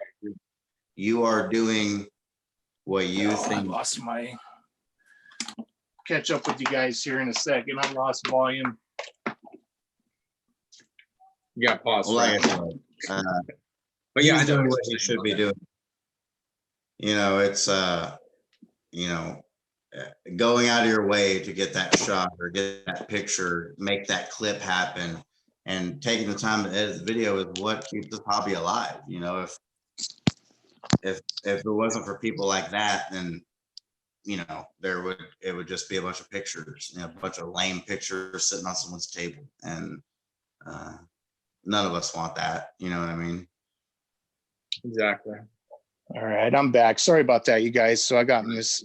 My AirPods went dead. I forgot to charge them all the way, but I'm with the old school here. But what I was going to say too, you know, I think the funniest thing, Brandon, and I know you probably get this a lot too, and Joe, probably same with you too, is when you're either at a park or you're at a dirt track somewhere, and you're filming. And before I had a GoPro or anything to wear on a hat, I drilled holes. I got the hat somewhere. I drilled holes here, ran ties, and actually used this phone, had zip ties holding this phone like this. And this is how I was filming. Okay. That's how I was filming, you guys, with the phone. I had nothing when I started out. And I think the funniest thing is when all of a sudden I look over and I'm sitting here reviewing and, you know, talking and stuff, and say, hey, you guys, you know, and it's people walking by me, looking at me like, what in the world is this guy doing? Who's he talking to? Because there's no headphones, no phone in my hand. And they're wondering, this guy must be losing his damn mind. He's out there just talking to himself, pointing at stuff, you know, and it was just a funny thing. I had people just stop staring at me like thought I was going crazy, you know? I figured that'd be kind of normal in California. You'd be like, oh, okay, he's vlogging. Yeah, I know, but when they didn't see the camera, they didn't see this Right, camera like this, like I was doing, I'm true. I've never put the camera up there. Yeah, I had to do it. I never had no action camera, and then I ended up having some cheapo. A lot of my friends call it the Magoo, but it was called the MG Cool, and it was I think Banggood sold them for a while, but it was a company that was on Amazon, and then they ended up either going bankrupt or they sold out, I think, to SJ Cams. But anyways, they sent me that, and I thought it was the greatest thing in the world. I had this little action camera now, but God, the video quality was horrible. And then a friend of mine, Brian from True Drone Reviews, ended up giving me his. I used the Hero 6 Black. He gave me that when I think he felt bad for me one day and said, "Hey, you make great videos, but the video quality sucks." And it kind of woke me up, because without that quality, you're not gonna get a good view, and it's hard, especially when you're on a budget at the time, And I thought it was pretty cool. I shoot every bit of the action that you see on, my Instagram, YouTube on a GoPro 4 Hero and a GoPro 5. Yeah, it does. They still work perfect, man. Yeah. And there's nothing wrong with that at all. I'd really like to have like a 7 or 8 for that image stabilization, but I like buying RC cars more than I like buying RC cameras. I know, and I appreciate that. That's my problem, is that I leave all that other stuff behind because I'd rather have something that I'm going to play with. I'm not going to, action camera. I finally realized I got to start getting some equipment because, I don't want to spend the money on the filming equipment. I think I'd rather spend $300 and have a nice little car to go, bash around on, or dronify, than the camera equipment itself. Because like if you want to get down to it, I feel like most people who are grassroots RC people are more worried about like the actual performance of the car. They don't care if it's in 4K, like when you shoot it. They know, they know what they're looking at, and they know what they want. Exactly. Yes, of course, I really want to step my game up shooting 4K, but I don't shoot in it, Brandon. I don't even shoot in it. It's just too hard to edit, man. I don't have a PC to handle the 4K. So all my editing is actually through my phone. Every single video I've ever made has never come from a PC. It's come from my phone editor. So, and you could do a lot of good quality works through your phone and do it fast. Absolutely. So that's what I've been doing. I do a program called Shotcut on my PC. But I kind of like that finite, like detail where I can kind of get in there and, break, really break it down. I don't have like the fanciest phone in the world. I've got a really good phone, but like, I know that like Apple phones have fantastic software and stuff like that. And so for me, like a lot of my Instagram stuff will be edited on my phone, the little 3-second, 4-second clips. But, all my YouTube stuff or anything longer than that is going to be like edited on my software. And it does take forever. Definitely. I know, that's for sure. It is for me, it's super gratifying, when you like, I go through a lot of trouble to put together the action edits and add music and effects and all that stuff, and like to see it all come together at the end, it's 100% worth it for me anyway. Where do you get your music? Like, where do you, I just go on YouTube and I'll just like punch in like royalty free or copyright free, / whatever genre I'm wanting to be in. And then I use some sort of downloading program, and then I just kind of rip it off YouTube. I give people credit, but I don't download it through YouTube because that opens up a whole nother can of worms. So basically, I kind of rip it off YouTube and then put it in my video through the Shotcut software. Yeah, I've asked some YouTubers like, "Hey, can I use your music?" They're like, "Yeah, as long as give me credit and everything." I'm like, "All right, cool." I just want to make sure, because that's one reason why I get scared with that, is because the fact that.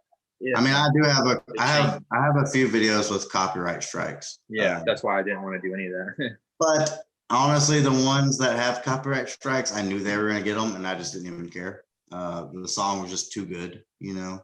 I think I know which songs you're talking about too. Yeah, I know you know the one with the Outlaw Rampage, the Bad Reputation cover. Yeah, and they won't kick your video off either. They just give you a warning, and then that company will get the monetize Exactly. credit and money. But you can go on like YouTube. If you go on YouTube, you can check out the non-copyright and music on their videos, and then you can go and I'll probably send it to you, Joe, but you can go on and convert it down to MP3. That's what I do. I take the video and you can bring it down to MP3 to put on your deal. And Brandon, I'm still using the old LG Stylo to edit all my films. So I'm not using the iPhone. I got the iPhone 7 Plus. I only film with that when I'm filming stuff, or like, when I'm doing unboxing or something like that. But this poor old beat up thing, you see the cover's all wore out. This thing's been through hell and back. I run an LG V30 for my phone. Yeah. See, and it works good. I use Action Director, you guys. You guys can see Action Director on there. I use Action Director. And I use for my main one, I use Power Director. So Power Director works really well. You can do picture in picture.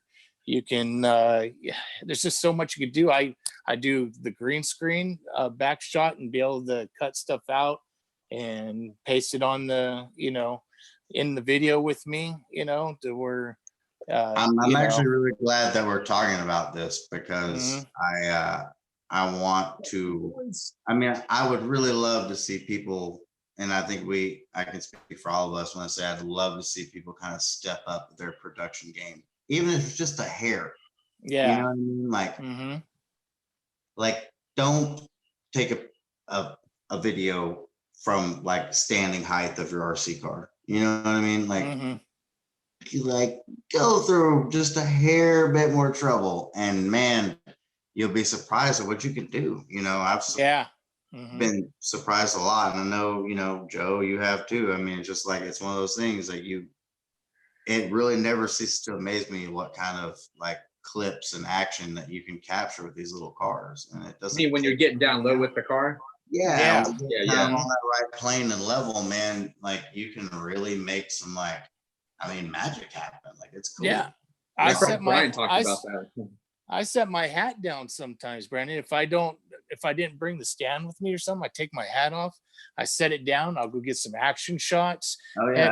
So many times I ran over the GoPro, I've jumped over it, I've done stuff like that, and the poor thing is taking a beating. But that's, you got to do what you got to do. I'm not going to sit here and be like this the whole time, because you only see that RC car if you're not on a regular TV. It's looking that big on the screen, and you're not seeing that action of someone going by ripping or landing a jump and seeing that suspension flex. It's just awesome. Yeah, you got to get in there and type. I mean, I have a camera that I just use for like the sketchiest stuff, and it's like, all right, let's put the jump camera on there just in case something crazy happens. Yeah, that's awesome. And that's what you want to do. And that's what makes it nice. I mean, I know everybody's out there, and I'm no professional photographer or none of that stuff. I'm just out there having fun like everybody else. But the hard part is, a lot of people are out there trying to have fun. But like you said, if they just put a little bit more into it, they're going to get some more views and so much more out of it. It's not even about it's about satisfaction and like accomplishing something. It's a cool shot. Yeah. Oh man, it looks so good. Yeah. That's exactly what it is. It's about like capturing that moment that like made you like light up and smile. You know what I mean? Like that, like it, it's for you and it's for everybody else. Like that's what this whole hobby is about. Like, this is supposed to be fun, you know, and it's supposed to be something that like put a smile on your face, like, man, like people in my neighborhood love the cars. Like, I get people from all ages and demographics, and you know, I'll be out there drifting or doing a drag pull or a speed run, and you know, people just they just dig it. And man, like that's cool. You know, that's what I love about RC. There's no age, there's no race, there's no, Yeah. you know, like if you can't like RC cars, then you should probably go see a doctor, because there's you know, especially if you love real cars, you're probably gonna like RC stuff too. Yeah, I mean, but like, you know, I feel like companies like Tamiya especially, they touch on so many different segments. You know, like they got a Carmen Ghia, they got a semi truck, they got a monster truck, they have Broad a spectrum. You know what I mean? Like, if you can't find something you like, then you know, take up knitting or something. I don't know. Yeah.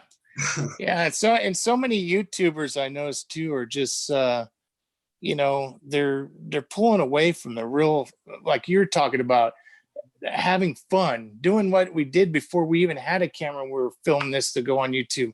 Have fun at it. People are losing this to where, oh, it's just a job. Okay, time to start the video again.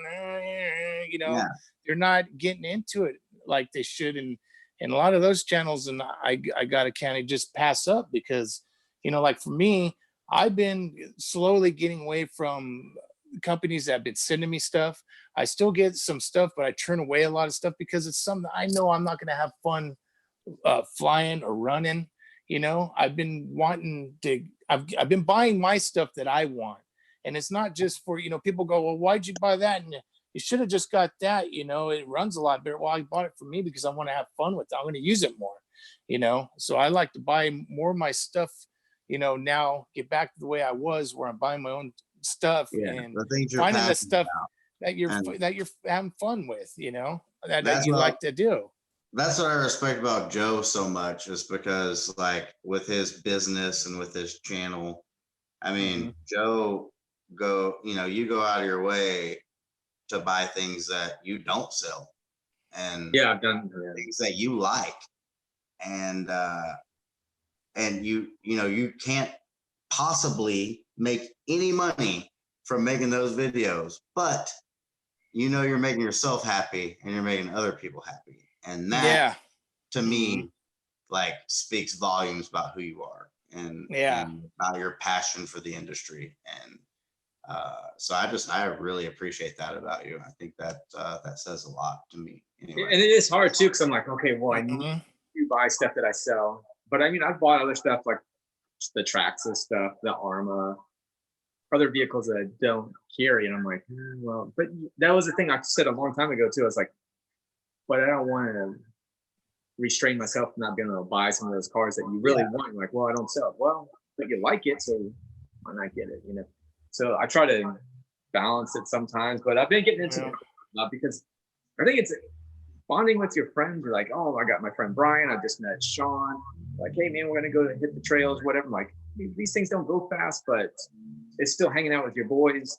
I mean, I like that. That's what's great right there, Joe. And it's hard for me because I'm still new to the area I'm living in, so I don't have that connection with people that are close to me. Maybe I need to try to find some groups around here, but it's so scarce in my area because everybody's kind of like, this is kind of like a, I don't know, everybody's like those type that are like, you know, watch out, the cuckoo birds over here, dude, and you can't run over here, you know what I mean? You got all the activists and stuff, man. So you can't like, dude, that battery's polluting our air, even though it's not exhaust, but it's putting out radiation, man. And you know, it's toxic. I can feel my hair falling out already. And you know, it's like, I'm over here by Sacramento right now. I'm in Davis, and there are a lot of health you know, live right type of people here. I mean, it's calm and mellow, which is great, but you know, you get a drone around, even like with a drone. I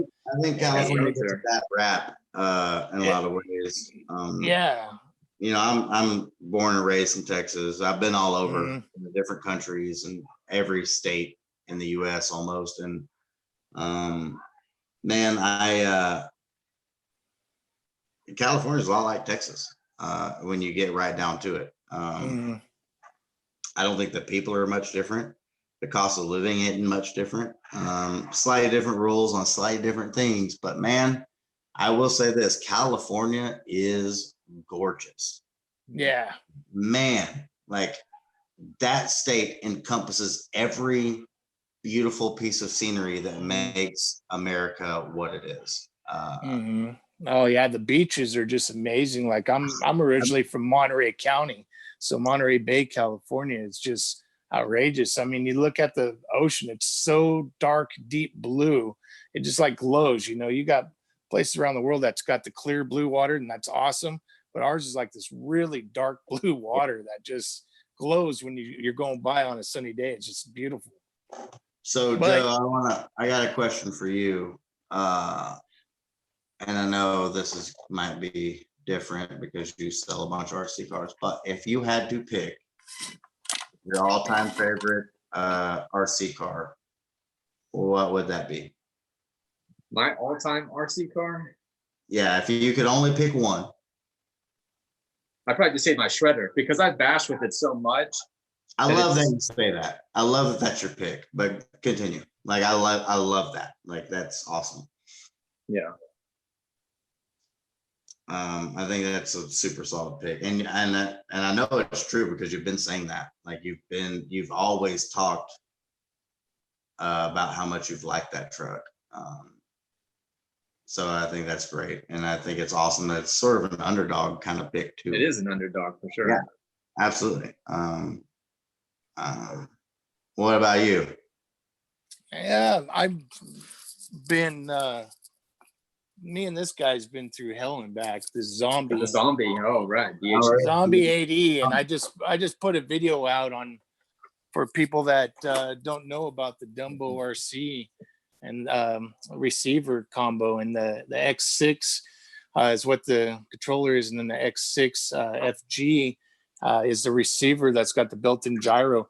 Super easy. It took me like not even 5 minutes to put it in this guy and fire it up and go. I mean, you can put blinkers on here, stop lights, you know, and you know, you could do whatever. It's got a lot of functions in there, but for me, the receiver went bad on the zombie, so I had to 86 that receiver. Got this, and I've had a buddy that's gone over 500 meters with his, and quite a few guys, and it's just great for 30 bucks. I mean, you can't go wrong. It's going to narrow down the rest of my trucks because I'm going to put I got 2 more receivers coming to put them in a few more of my.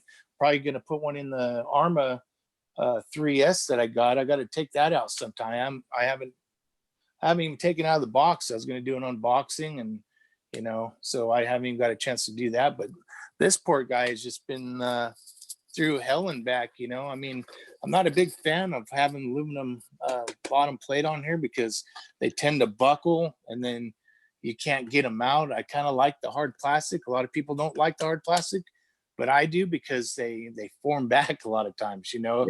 But these plates don't. You end up, you know, buckling them, then you got to replace them, and you know, things like that. But it's been a good truck, you know. A lot of people, you know, ain't a big fan of DHK hobby, but you know, it is what it is, and it gets it.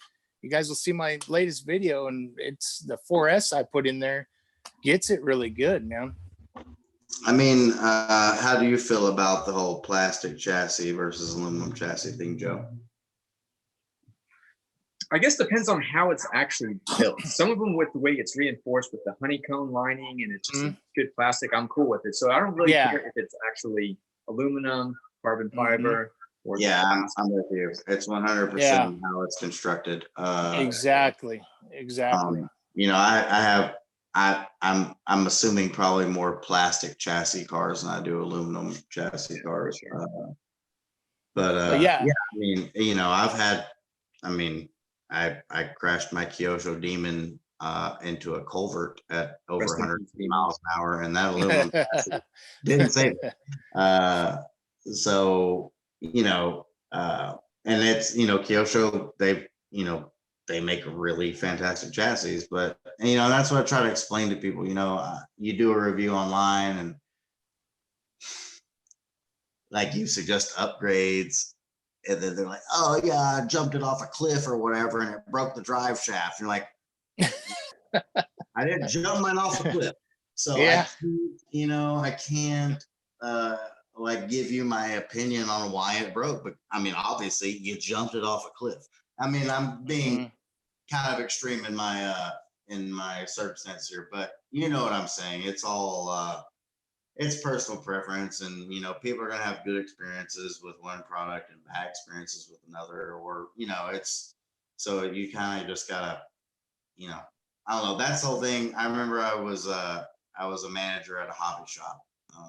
I worked, 2 jobs, and so that was kind of like my after real job. And I would tell people, like, "What's it gonna break?" I'm like, "Well, it goes really fast, and it's made out of mostly plastic. So is it gonna break? Probably. Like, if you crash your personal car that you drive every day into a mailbox at 40 miles an hour, Is it gonna break? yeah, is it gonna break? So Your 5-mile-an-hour bumpers. don't think that your little $200 plastic car isn't gonna break itself if you smash it into a mailbox at 40 You miles might an get hour. lucky that it hit something and didn't break. Yeah, it's all about, like you said, all about the chassis and of course jumping, stuff like that. To me, I really think that, and just watching, watching everybody with extreme jumps and God, just overdoing it really. But I think those Armas and the Traxxas, the way their plastic frame setups are really nice, and they're durable, but I've seen them break in half. But that's I with mean, anything, if it's so circumstantial. You and can't, but I don't favor anything like I'm gonna go out and go, oh, I gotta have this because I need to have a aluminum, or I need to have plastic. If it's nice, and it looks pretty durable in the way it's set up, like you guys are talking about, then there you go. It doesn't matter. What it's made from. It's I mean, you can break anything. Yeah, exactly. Anyone can break any RC car out there, and that's just facts. It's and it's all circumstantial. You land wrong, you're on the throttle at the wrong time when you land. I mean, I don't care what brand it is. I've had them all. I've broken them all. I do know that some last a little longer than others. But like I said, it's all circumstantial. I think that there's certain companies that kind of get a bad rap. But I mean, like when you really get down to it, man, like they all share so many similarities. It's it's hard to, I feel like without like real experience, you can't just go around, like, oh well, DHK or whatever, whomever it is, isn't any good. Like everyone's gonna have their own experience, and we all know that people are more apt to make a big deal out of a bad experience. Oh yeah, you could get $1,000 Traxxas. I've seen a guy's video. I'm not gonna say who it is, but he went off like a jump that was probably only maybe 1.5 feet tall. And he just, like you said, that right moment, that right throttling, whatever happened, he landed on that left front wheel. It just snapped like it was nothing. That axle just snapped completely.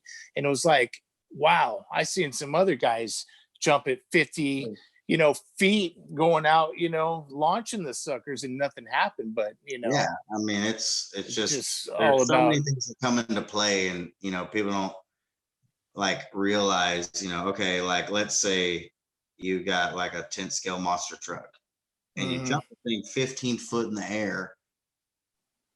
Scale this up. Yeah. It'd be like jumping a monster truck 150 feet. Yeah. Yeah. And if somehow, by some miracle, it doesn't smash itself out and kill the driver, it's gonna be rad. You know what I mean? So I try to keep that in mind. I mean, we're all guilty of it. I'm sure, Joe. Everyone's broken something like right out of the box, pretty much, and yeah, it sucks. You send it. Yeah, like you deal with it and you fix it and you put it back together and you either figure out if you keep enjoying it or move on to something else. And I think that's what's so great about Joe is he doesn't you know, he doesn't pull any punches. There's no, Yeah. you know, I mean, you know, I've seen him like review stuff. I'm like, oh, like, ugh, I guess you didn't want to sell any of those, you know. Oh, yeah, that was the HPI. Ah, like, oh, well, He doesn't whatever. BS Don't like anybody, it. you know. Crappy transmission. I After upgrading it to I am Buffalo. the Amazon toy guy, man. I get a lot of toy stuff, man. But the reason why I do those reviews, because I was that guy out there at one time that was trying to buy something. Someone was like, dude, that's totally, oh, get it, man. Oh, dude, you won't go wrong. And they just wanted to get that sale. So I bought it, and it was the biggest piece of junk I've ever bought in my life. So I go and get a lot of these toy stuff, to hobby grade, whatever, and I review them to try to save people money. You know, that was my whole point of starting my channel, is to go, look, guys, don't buy this. I'm saying my personal, I've flown it only a couple times. You may get one that's going to be awesome, but my experience with this one, it's either overpriced or, you know, it's cheaply made or something like that. But, you know, I try to help people on that point. It's like this HSP. It's a nice little Wolverine brushed. It's a nice little Wolverine. It's a cool little 1/10 I saw scale, you with but that one. Yeah. but I do not like, I'm probably saying it wrong, but the little ball joints that they use to clip these suspension on like this, to get the A-arms and all that stuff on there. It's garbage. It's so cheaply plastic and loose and floppy all over the place. I don't like it.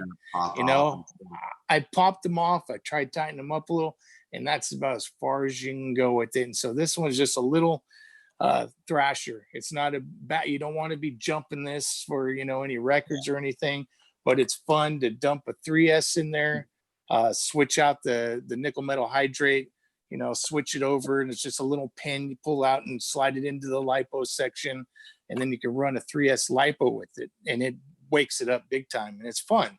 But just, if you get one of these, don't go jumping, or you're going to end up, it's going to be all over the place, you know. I'm sure, like Joe, you being a dealer, you know, for this kind of stuff, you kind of you know, you get probably some like weird questions and weird complaints, I would say. You know what I mean, Joe? Like, I know you know what I mean. There's got to be something. Oh, Joe's got to have some good stories. Like, tell everyone your funniest RC sales story that is not gonna like hurt people's feelings. All right, so I'm trying to think as far. Most of the time, I'll be honest with you too. The only time I've really run into any kind of issues is with Nitro. So people will buy it unexperienced with Nitro, and they're like, "Hey man, I can't get this thing started. I can't figure it out. I looked at a video or two, or I just put some fuel in it, started it up, and let it rip, and then it stopped working or whatever." But I don't know what a glow plug is. Yeah, they don't do the homework before they actually purchase it, because it is a different beast. Yeah. Okay. Yeah, that makes sense. Yeah, you get a lot of them can't start up the Nitro. Something is wrong, man. I can't get it. No matter what I do, it's not firing. Something's wrong with it, man. I got to return it, and 9 out of 10 times. Once you put the fuel in, yeah, and it's on you. You know what? 90% of the time, they didn't recharge the go plug. You know, the igniter. That's every time. Every time they didn't charge it and they go to fire it up, it don't have enough kick to go and fire it up. You know, so that's what I noticed. You know, with people. Yeah, I mean, you know, I get so many people that ask me, "Oh, do you prefer Nitro or electric?" And it's like, well, electric, obviously, but yeah, I do like Nitro. You know, I like the smell and the sound. Yeah, and the alcohol smell. Yeah, the mechanical nature of the whole thing. But man, I think probably anyone at this point who's like not a lunatic, who's been in the industry for any sort of time can agree with me and say that electric is the way to go. Oh, definitely. It's super rare to get Nitro purchases over electric. I mean, it's just No, Yeah, and that's I why would they're think getting so, so cheap now. The sales are really going down on the Nitro stuff because people aren't buying, and it's, I mean, it is fun, but you got to be in it like you are a race car driver. You got to constantly keep Yeah, right. keep up on them. If you don't, you know, it's not going to run right. I love the sound, the smell. It reminds me of my 2-stroke dirt bike when I was a kid, like my little exactly. you It's know. very involved.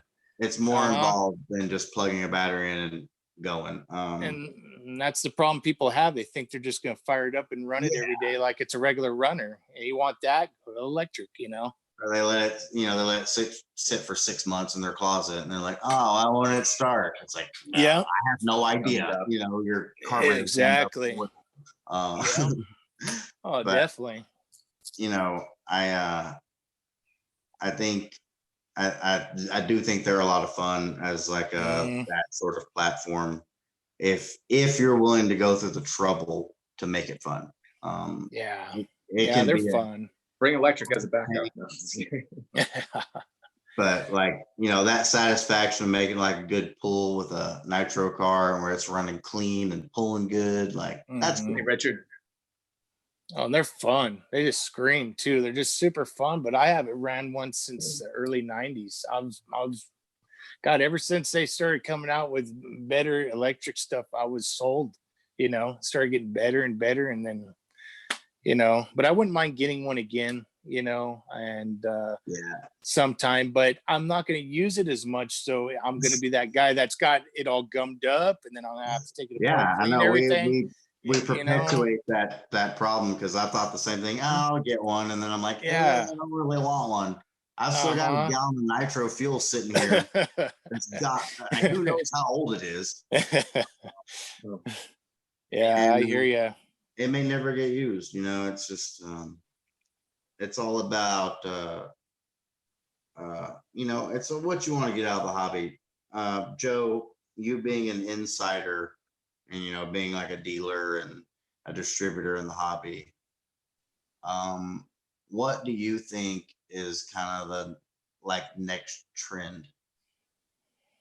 Do you have any view on what the next, because the crawler scene has kind of come really into focus the last few years. For sure. And lots of sales on the Gen 8 last year. Yeah, that was a big thing. Mhm. I was like, the price is getting good on those. I noticed, Joe. Yeah, they've come down. I think they're $269. Yeah, I'm thinking about it. They look definitely.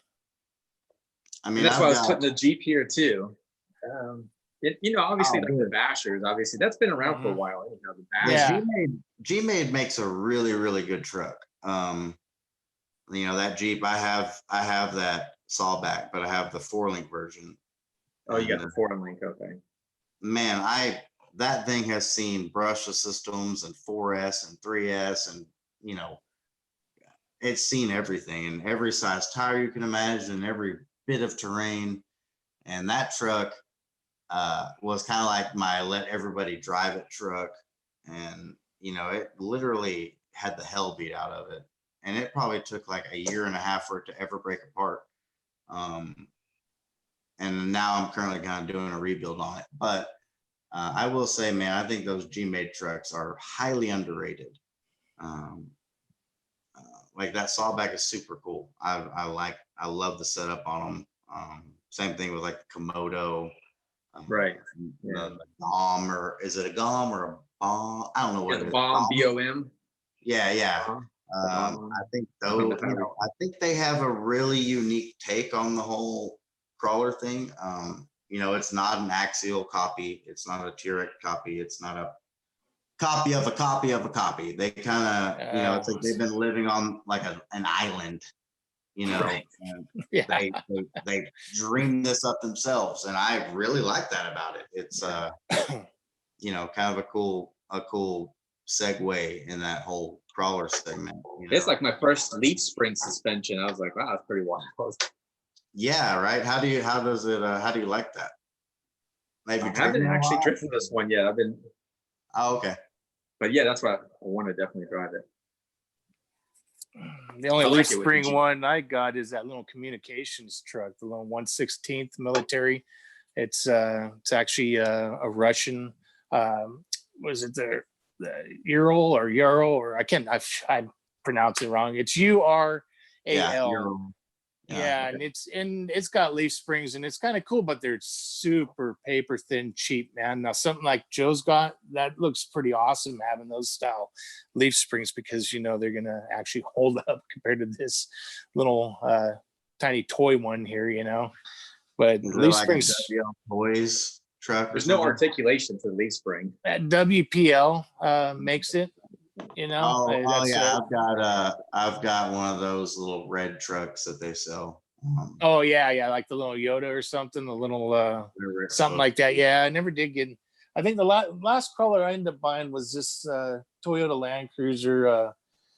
It actually came with the Land Rover body, and they sent the wrong body, and so I had to fight the company, and they gave me the money back to what it cost to get a body. So I went on eBay and got the correct body that I wanted, and but yeah, I got to still test that out, because they actually for sending the wrong one, they actually sent me the one with the completely waterproof electric system in there. See you later, dude. So that's cool. You know, I lucked out on there and got a deal on it. Just had to change the body, which they pretty much paid for, and I got a free body out of it. So, Oh, yeah, you know. I can't be too mad about that. Mhm. Joe, what would you? So let's all take a turn at this. Joe, what is like the one RC car that you like, your bucket list? Like if you could get an RC car that you don't have, that maybe you can't even get, which one would that be? All right, so it already comes. I'm going to go with the first one that just popped in my head, which is that Primal Raminator, Ooh, that big good monster truck. choice. I was like, Good dude, I like choice. That thing is sick, dude. that. So, Yeah, it is. Great choice. that'd be the first one. I'd be like, yes, I want that one. $2,800. Don't really spend that. Yeah. That's an awesome looking rig. That thing's What about you awesome, guys? man. Go ahead, Brandon. I don't know. I'm like in love with the old Birol Kyosho Nitro carts. You know, it looks like a race cart, and it's got a driver figure that like moves. Oh, I remember that. Yeah. Man, I want one of those so bad. So if anyone is watching that has one, Right? I need your help. $600. I need your help. Contact them. They're just so cool, you know. I don't know, even before I was a Kyosho guy, I remember seeing those and being like, I have to have this, you know. And then I went online trying to find one, and it was like, oh well, turns out you're never going to get one. But you know, I know there's still some out there, still some floating around. I'm sure. That's my pick. What's yours? Me, you know, I really wanted the X-Max. To be honest with you, I've always wanted it ever since it first came out, even the first edition one, you know. But No, that was definitely a game changer. yeah, I sure.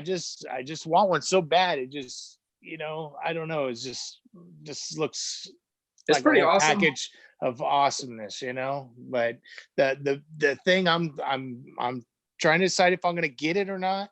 But I got to look at it this way. It's pretty big. Am I going to get it out there all the time? You know what I mean? Because I can go and grab one of these, you know, 12 scales or 10 scales and run it somewhere all day long and have anywhere to run it.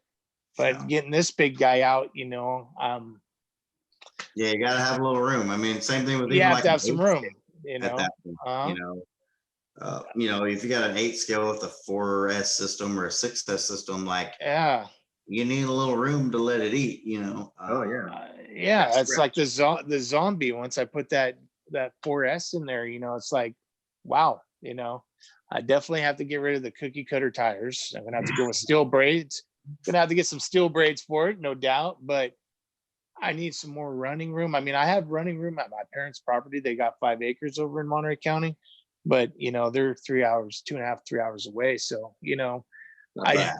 I do want it though, that X Max. I do want to have that because I do have some ideas of places to go bash, and God, I don't know. It's just been on my mind. You know. On that same token, you know, having a bigger car opens up other venues for you to play, you know, because like your tent scale, you know, you might see a spot somewhere and think, oh, that's a great bash spot. And then you go out of your way to go there and realize your tent scale truck is useless out there. But if you had a fifth scale, you know, it would be super rad. So it's one of those things. Like I'm the same way. I don't have anything bigger than an 8 scale just because same here. It pains me to see something just sit there. I don't have a shelf queen, you know, nothing I have a shelf queen. Everything I got is missing paint and got scratches and scrapes. But I mean, I like it that way. You know, I want it, you know, it's not entertaining to me sitting on a shelf or sitting in my Exactly. You know, and that's what, you know, I don't know. It's like I only have 1/8 scale is the biggest size I've stopped at, but you know, I want that truck. But I was in the air, and it's always the biggest argument I even see on YouTube is, oh no, dude, you got to go with the Arma. You got to, you know, because I like the Crane and the Kronos. I love those 8S. I like the 8S system on the Creighton. The Kronos 6S that Joe's got is amazing. I think it's really cool. So it's just kind of been up in the air, but you know, the Traxxas has always been the top agenda that I really wanted someday, and then I'll be done. I know we all say we'd be done, but you know where that, you know, that's where that goes. You know, it's like my drones. You know, I got my professional drone here. I'm good with that. I'm not going to get anything else. It does what I want it to do, you know, and all that I need it for. I don't need the latest, you know, 8K drone. I mean, when am I ever going to use 8K? You know, but I want that X Max to be up there, even if it does sit part of the time, just to know I have it and be able to go and fire it up and take it out. You know, it's I'm going sure, to be you know, awesome. With the Nitro barrel card, it probably wouldn't get run that much. But yeah, but it's cool though. You can do so much with that. You know, like your X Max, my barrel, your, you know, Joe, your giant Raminator. Like, of course, you're not gonna run it every day. But like that's your ultimate, like a special occasion kind of thing. Like, I'm gonna take it out. You guys do something really rad, you know, and you know, so I get it. You know, I don't have like a shelf queen, but I can see, you know, where the semi shelf queen would make, like even my Hoonigan truck, like I built that thing. I remember like when I built it, I was like, oh, I'm just gonna drift it a little bit and take some super sweet that's fun, and then retire it. And I'm, you know, here to this day, I'm still doing 4-wheel drive burnouts with it. So I'm gonna take a quick little mini break. Joe, do you want to maybe like do like some question and answer stuff in the comments? Yeah, I'll go ahead and do that too. Because I'm gonna have to get going here soon too, Joe. So I might have to leave here shortly. So you know, I'll wait till Brandon gets back, and then I'll probably take off after that. Yeah. What was I gonna say? Oh, I could see you. I could, you know, for some reason, Joe, I could picture you either one of the kids in there or yourself driving yourself with that Primo in a wagon it's pulling, you know. I'd be down for that one. Have to upgrade the clutch in it. Yeah, going down the street, there goes Joe, you know. Geez, that'd be awesome though, man. Yeah, the thing is just sick. You know, RC Sparks and what's his name? Kevin. Oh, Kevin's got that one, man. That's just and he's I can imagine the experience up close, because it doesn't look very fast in person until you see it going next with something that you know what it can do, and then you realize, wow, it's actually going pretty good. You know, being like 75 pounds or whatever like that. Yeah.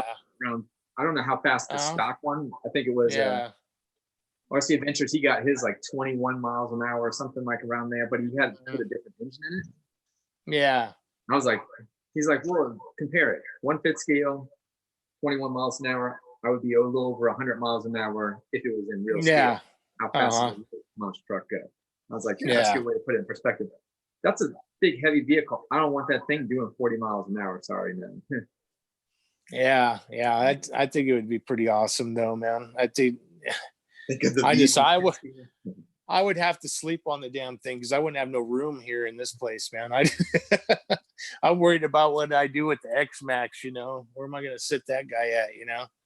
I couldn't transport it. And well, you know, and a lot of times that's why I don't like get Nitro right now, because being in an apartment, you know, it's gonna have the Nitro smell, man. You got the oils, you know, so I can't store it somewhere to block that out. So, you know, I got some old fuel here. There you go. Blend. Yeah. So I would have to be stuck, you know. I now if I had, you know, maybe keep it at maybe my parents' place or something, go out there and run it. Yeah. But you know, I think I'll have to stick with the batteries anyways, you know. They're pretty fun. They're fun and fast as heck now, man. Yeah, Same I like with the these- battery stuff. I'm not. I mean, I wanted the two cycle as far as the gas one. Still, even like if it was the Red Cat, Rampage, whatever they are, version 3. I'm like, that thing was pretty cool. It's got flame Yeah. job on the monster truck. It's a 1/5 scale, something like right around there. It's just Yeah. not the beast of a primal. Mhm. So, Well, I know Red Cat's been, you know, people don't give Red Cat that much credit. I think they're actually pretty good, you know, because, you know, even like that shredder, when you bumped it up, I think, what'd you put in there? That Put a 3S in 6S there, system. 6S. Yeah. There it was. 4S, Yeah. you went to 6S, and I mean, it freaking woke that thing up majorly, you know. yeah, I woke it But up, but then I started breaking stuff. I didn't. Have I know it was too much torque. It was getting too much torque on. It's good on. But even I took it to this. Maybe you saw it at the skate park. I'm like, I'm shooting. Yeah. It's been my Yeah. most one that's been in the air the most. You know, and it's not that, you know, and the price is right though, if you think about it. I mean, the price is not bad compared to, you know, a it's lot a of these cheap are Thrasher for that size. yeah, exactly. And I was looking at that before too, and it's pretty, their price is really good, and you can do a lot with them, and parts are pretty cheap on some of them, you know. So Yeah, I had the X Max. I had like $1,300 into the X Max, yeah. and I went to. Actually, it's funny because on my Facebook it just came up like 2 years ago that I got with the group, and I was like, yeah, I got my X Max, and there was like 5 other dudes that came out there, and they had the X Max as well. And I had my 6S that I converted to the 8S, so that was like $350. And so yeah, what's that noise? That I guess that must fresh? be yeah. No, Chris, that, is that your bathroom? that's The fresh flush? someone making a store run. Oh, Yeah, speaking of overpowering things, nothing wrong with it. so when you did that shredder, did you get people like upset with you because they also decided to make their success and then it broke parts? The funny thing Yeah. is, I didn't get too many people that said it. They're like, oh, but I did do a video afterwards and like, hey man, mine wasn't mounted correctly, so it binded up the center dip. I was like, that was a bad video, man. As far as that one goes. Yeah, I was told one thing. I feel like I need to like make people sign a waiver before they watch some of my videos. You know, like the Mad Van. You Right. know, new platform. You know, I was like the first person to have it, and I immediately put a like way overpowered system in it. And then, you know, people did the same thing and then started breaking parts, you know, and I feel like they kind of blame me for that. And I'm like, like, I didn't tell you to do this, you know. Once you go stock to something else and it's making it faster, it's all off. Yeah, you're gonna have breakage. Like that's, you know, if you push the envelope hard enough, Exactly. anything's gonna break. Yep. But yeah, I mean, I feel, honestly, I wish, part of me wishes I could kind of go back and redo that video and, you know, make I don't know, you know, I feel bad because I'm not worried about breaking stuff. You know, I know things are going to break, and I think that some people don't realize that that is actually the case, you know, and they just think that they can just pour 4 or 6S power to whatever chassis and it's not gonna break. Well, like, man, if it comes like with a brushed 2S system, Yeah, that's a big Success leap. power. That's a big leap, you know. so it's one of those things, man. It's you know, I deal with it a lot because everything I have is overpowered pretty much. And you know, people are like, oh well, should I do this? I'm like, that's a loaded question. Should you do it? Like to party? You like to work on stuff? Rock and roll, do it.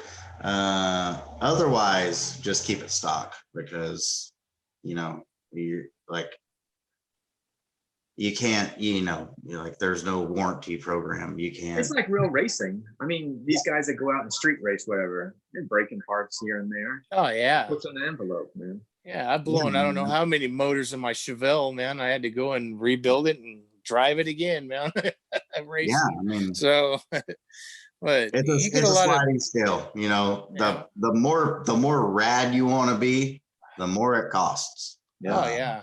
And the more work you have to do. That's the way of the world. You know, you want to do the coolest stuff out there and send it off the biggest jumps and go faster than anybody else. It costs more money and takes more work to do that. And that's just Refreshments are here. I got my, and I'm not gonna say secretary. Yeah, and some people just end up. Some people get misinformed too. They'll watch something and maybe miss part of the video where a person said, "Hey, I put a 60 amp ESC in this, and you know, get rid of the 35 amp ESC you got in here before you put a 3S in there." And then next thing you know, this guy buys Oh, you that turned off my same light. car. Guy goes and Thank you. goes and puts a 3S in there. Goes, dude, it just fried right away, man.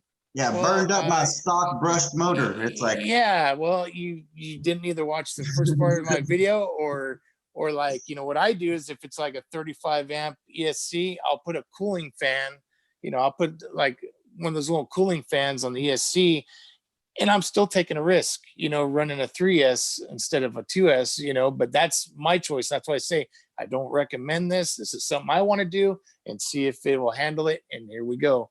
But, you know, that way, you know, be a little more careful about when I'm making videos saying, hey, this is what I did, and it's not my own I'm not saying personal. you should do this. Yeah, exactly.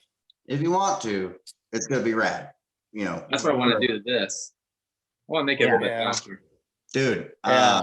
Those axles and transmission Looks and pretty chassis beefy. in general and that G-Made will handle. I had like a 3300 kV hobby wing system in mine. And it was a 4-link version, but all the axles and transmission, all that stuff's the same like yours. Right. And Yeah, I don't have the 4-link. I ran that thing for a long time on 3S brushless. And then I went to a hobby wing, what is it, an 880 4S brushed ESC with a Holmes Hobbies motor and ran it on 4S brushed for forever. And then like it took, I mean, it was well over a year before it munched up any parts. So, you know, a lot of it's like how you drive and like knowing when to get on the throttle and when to not. And, you know, it's I know for sure, like when you're more experienced with the hobby, you break less parts. That's just Yeah, when I first started doing YouTube, you know, I bought quite a few RC cars and I was jumping them and smashing them. Like, you know, this is kind of getting expensive real quick here. So slow this down. It's bad. Yeah. But you know, the more you do and the more you jump, the more, you know, whatever segment that you're in, you figure out like what is okay and what is potentially detrimental to the rig. Right. And you're able to kind of, you know, justify what you're like you're willing to go through to make that cool video or pic or clip or whatever. I just imagine which part I'm already going to break, and then I'll try to order the part ahead of time. So that way in the video, I jump it, break it. At least I can go home and go, I already got the part. I'm going to go ahead and replace that. You know, if you know what you're going to do sometimes, but you don't always know what you're going to break. So if the parts are cheap, I try to get a couple extra because I know something's going to happen, you know, because I'm going to end up pushing it or I'm going to show off too much. And then there we go. You know, my manly ego takes over and I want to go and show off. And, you know, that's the thing about RC cars. Like your ego, the scaling of your ego is exactly the same. It doesn't, you know, you don't have a 10th scale version of your ego. You still act just as dumb. So I get it. I mean, you know, as enthusiasts, we're all the same. You know, you get carried away. You know, you go a little too hard, too fast, too big. You know, and yeah, pretty much. Well, guys, I'm gonna have to get off of here. So it's coming on my deadline here. It's almost 6:30 where I'm at in California. So smash that thumbs up. Yeah, definitely. Hey, swing by Big Drone FLYER77 RC. Stop by Brandon's channel, you guys, because I'm definitely gonna check out some more stuff. I checked out a few videos earlier today and I'm freaking hooked already. So yeah, links down in the description to both these guys here. Yeah. I appreciate that, brother. Awesome. Thank you, Joe. It was super good meeting you and talking to you. And you too.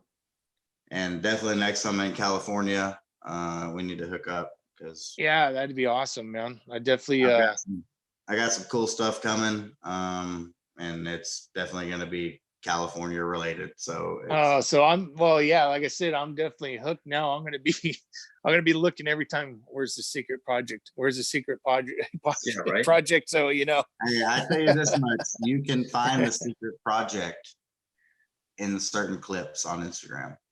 Okay, sounds good. I'll take a peek. I'm a big Instagram freak, so I'll probably be on there. So, all right, Brandon, it's good meeting you. Joe, thank you so much for inviting me to the show. I appreciate both of you. And thank you, everybody, for being out there and being awesome supporters and just awesome people out there. Be safe, man. God bless you all.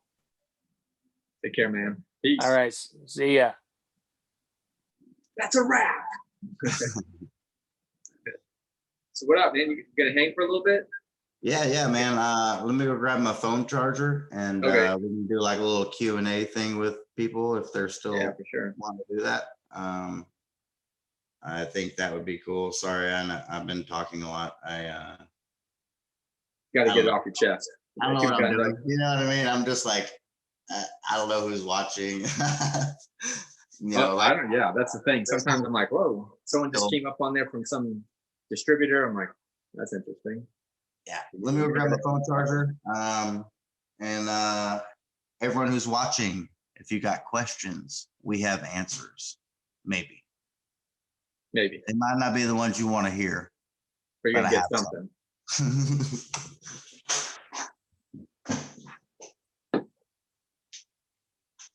All right. So I think once we do this next week too, we'll see how this all going to turn out, but maybe we can get some of you guys if you want to join in on the live stream. So you guys can let me know, hit me up. You can leave a comment down below after, and then I can always get with you, kind of talk a little bit so that we can be on live stream. And we can post about, you know, as far as your YouTube channel as well. So definitely appreciate it. All right. Got a little juice. Yeah, man. Actually, this has been super fun, Joe. Like, thanks for inviting me to do this. I didn't really know what to expect. I didn't know if I would have like a good time doing it, but this has been really cool. Like, just like being able to interact, live with you and, just everybody. It's, it's cool. Like, this is the best thing about social media is, the fact that we can reach so many people. And absolutely, it's 100% worth the couple hours of time, to be able to kind of bring this whole thing. So it's kind of, it is crazy, man, as far as when it comes to it, but it's definitely been, I'm trying to take it all in. I know there's people that are in the chat here that are talking, and sometimes we kind of get missed on it. Definitely apologize for that. it's kind of like the first time kind of doing this Zoom and interacting with everybody. So I want you guys to hear from these guys that I have on the channel, just kind of getting their history. Like, oh, okay, it's cool that, you know, let Brandon roll. Just you want to hear some pretty cool stuff along even with Donnie as well, you know, flying the drones and everything else. So and the Hoonigan. So it's really cool that I like that you guys can share your story on here, and you know, it'll be up there later. So you guys want to watch it after the fact. So I definitely, it's cool. I like it. I do have another, I got a YouTube video that'll be up tomorrow with some like a drift car comparison. So it will be a pretty cool deal. It'll be like I seen your spin that you did. Weird. Yeah, it's gonna be three Kyosho cars. It'll be like the Kyosho. There's a phaser, of course. We have a Red Cat, Thunder Drift, and then my MST RMX. So it's kind of goes over how they're all set up, and then you know I'm gonna kind of do similar drifts with all three, and you know people can kind of decide what they want to do. Thank you, Michael. Part of the chat right there. Yeah, that'd be pretty awesome. As far as, so that'll be up tomorrow. Yeah, tomorrow, you know, afternoon sometime. So you gotta want to click that notification bell when you go over to Fresh Squeeze RC. Yeah, bros. Click Yeah, that bros. bell. Click that bell. Click that Click bell. the bell. You might get notified, you might not. It seems to be the kind of, Yeah, it's hit or miss. But still click the bell. exactly, do it. Good Friday, click the bell.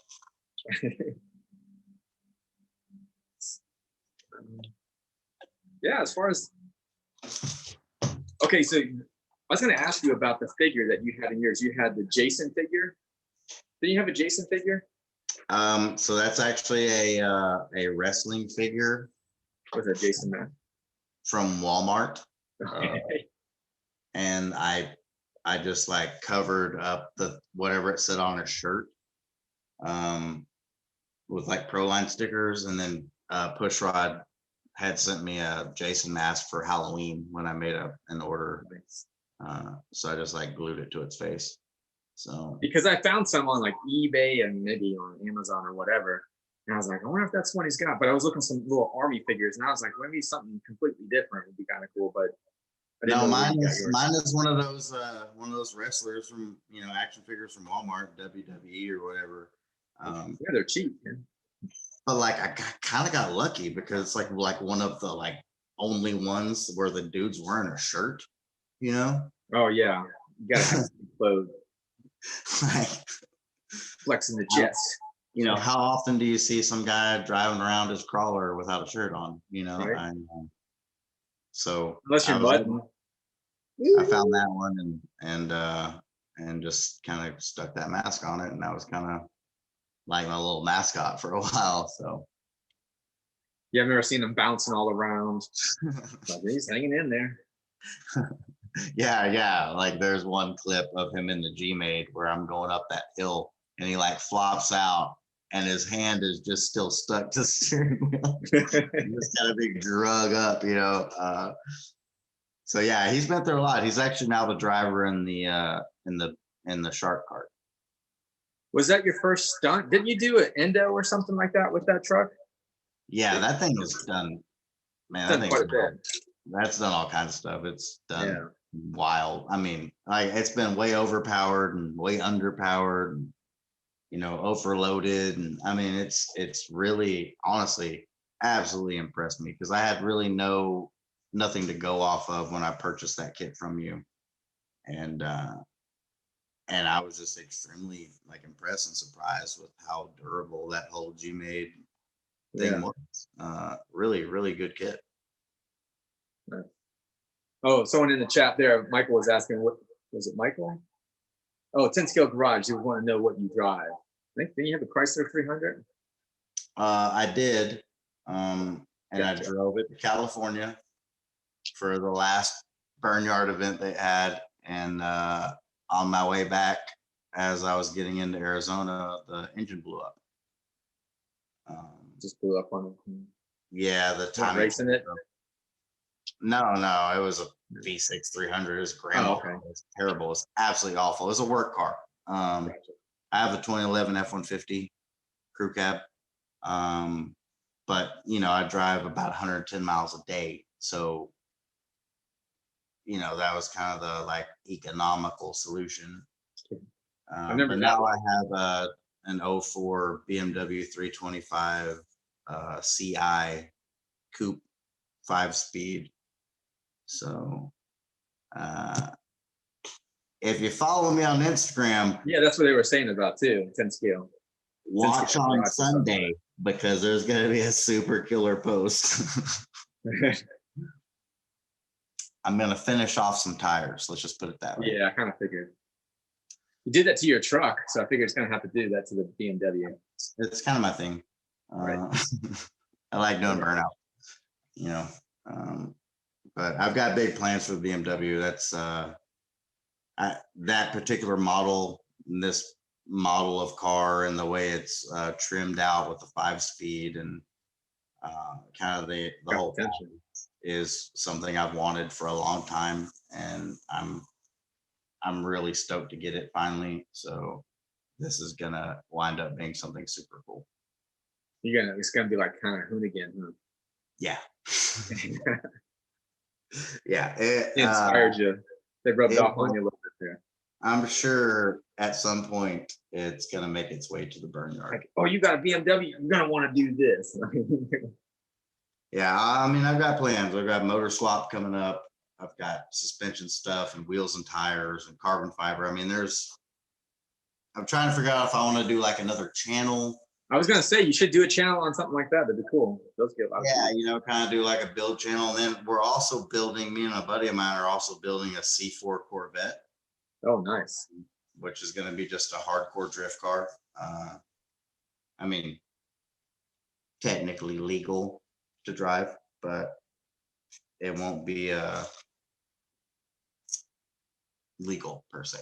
Right. But it's going to be super cool, super unique.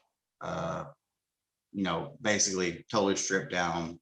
Just the bare essentials, and it's going to be purpose built to just slide. I mean, we got the car, and we plan on having a good time with it. So that's the plan. That'd be awesome. Well, I was thinking like when you say about the Corvette too, I was thinking like Cletus with his twin turbo. Yeah, I mean, we're gonna start kind of naturally aspirated. We have a 6-liter that's low mileage, and it comes from a running truck that I know personally, so I know the the engine is in good shape. So we're gonna do like a Texas speed cam. We're gonna do a high ram intake on it. Of course, valve springs. We might do a Texas speed like head exchange program. Sorry, I'm in Texas. There's June bugs everywhere. Look at this. What is that? A June bug. Do you have these in Florida? Nice. What's up, 11 Charlie RC? It's a June bug, huh? Only heard that. Hey, I'm not sure. And hey, they don't just come out in June, apparently. Right. Early. So it's like a little beetle, right? Yeah, it's a little flying beetle, and they just if there's a light on outside here in Texas, they come right to it. So 11 Charlie RC, he's in the he's watching the chat. Yeah, he's got some pretty cool builds too. I'd like to get into more of the scale, but I know you say about Pushrod 3D. I know there's got to be other places because I see some pretty unique stuff that people have, unless they're just. Man, I mean, Joe, bro, you have a 3D printer. I know. You are, that's what's so great about like our hobby and the little V8 block. Yeah, and the day and age that we're living in, man, like you can make anything you want, pretty much, and like with the software that's currently available, like it's, you can scale things up or scale things down like fairly easily. So, man, and I think the whole scale thing is applicable to, you know, so many different segments of this hobby. I think it kind of gets lost on just the crawler segment. You know, people focus so much on like that scale crawler stuff, which is great. I love it. I love the scale crawler stuff, which Yeah. I never thought I would, Joe. You know, I thought it was going to be Speak. like I was playing with Barbies or something, you know, but I really like it. I enjoy the detail and the realism. But I also like kind of bringing that to like, you know, the road car segment, you know. And I think, you know, right now really it's the hardcore drift guys and the scale crawler guys are, you know, they're really driving the whole like realism segment of this hobby. So you think drift is starting to come back? Or maybe Oh yeah. Yeah, I think, I mean, it's a niche market, don't get me wrong. I mean, it's not really just drift, just like, let's just say 10 scale road cars. right. You know, because if you look at the scaling between a 10th scale road car and a 10th scale crawler, you know, a lot of those parts could really migrate and be useful, you know, for either one. You know, it's just all about the application. Like, you know, your imagination is really what drives this. And Right. you know, I think, you know, and I think there's room for scale stuff like even in the basher segment. Like I want to make like a super realistic, like killer basher truck that looks super scale, you know, for what it is. You know, like if you look at a full size mega truck, it doesn't make any sense, you know. Right. Who says that the RC version of that has to make sense? You know, it's, man, perspective is such a huge part of this hobby. You know, it's about what you can see and what you want to see. So, you know, that's kind of always been my thing is, you know, I'm always trying to kind of do something different because I want to kind of push the envelope, push the hobby a little bit, you know, like get outside the box. I want, you know, like I don't want to be the only guy doing it. Like I want Right. people to, I want people to do more because I want it to push me and motivate me to make better content and better. We're like, yeah, you remember when I used to do such and such? Now look how many people do it. You know, like whatever it was. Like I'm not offended by people who, you know, like, Starting to do more burnouts. you know what I mean? Like it's, I want to say the wrong word, but you know what I mean? Like like if someone builds a better Huna truck than me, so be it. But that's just going to motivate me to build an even better 1/5 scale Huna truck. Yeah, you know, like let's That's what I want to see. Push me so I can keep pushing you. Right. You know what I mean? That's what I want. You know, it's, I mean, in the end, it's all about, you know, we're all enthusiasts. We're all car people. We're all motorsports people, and just like in the full scale world, I mean, innovation is what pushes like the next best things. You know, that's what the competition is about. The competition makes innovation, and I'm not scared of that. So I want competition. I want someone to do a better burnout. I want someone to drift better. I want someone to make better videos. I want someone to do better replicas because that forces me to step my game up, and in turn, everyone, you know, it's a, you know, it's a sliding scale. We're going to keep ramping it up, and that's what I'm trying to do. Yeah, I would like to have bigger scale truck or bigger scale cars too. Like, Absolutely. I think, man, like, you know, like Joe, like imagine like a super cool, like 5th scale drift car. it'd be so awesome. You know, I mean, I don't know how much of a market there is for it, if any at all. But Depends on its capabilities, probably too. yeah, I mean, imagine that. You know, like you take your 10th scale drift car, road car to a parking lot, and you hit a crack in the pavement, and the thing, you know, it flips over, and, Right. you know, or bounces or whatever, and you know, but that 5th scale, just gonna eat it up. Like it won't even realize that crack is there. Exactly. That's why I like some of these 8 scales, because it's like, oh, there's a little bump there, whatever. Yeah, it cracks. It really opens up, that's like I was saying earlier, like when you find a new spot and you think, oh, this is going to be great. And you take your little 10 scale short course truck out there and realize you can't even drive it hardly. Exactly. But if you had a 6 scale or an 8 scale truck with you, like it would be more capable. So that's the best part about this hobby, man. I mean, you can have a drift car where you can set up this huge thing in your garage like I do, with like all the scale donut garage stuff, and I can drift all day in here. But I can't take all these cars to just any parking lot and drift. It just doesn't work that way, like my rear wheel drive car. This isn't something you just take places and drift.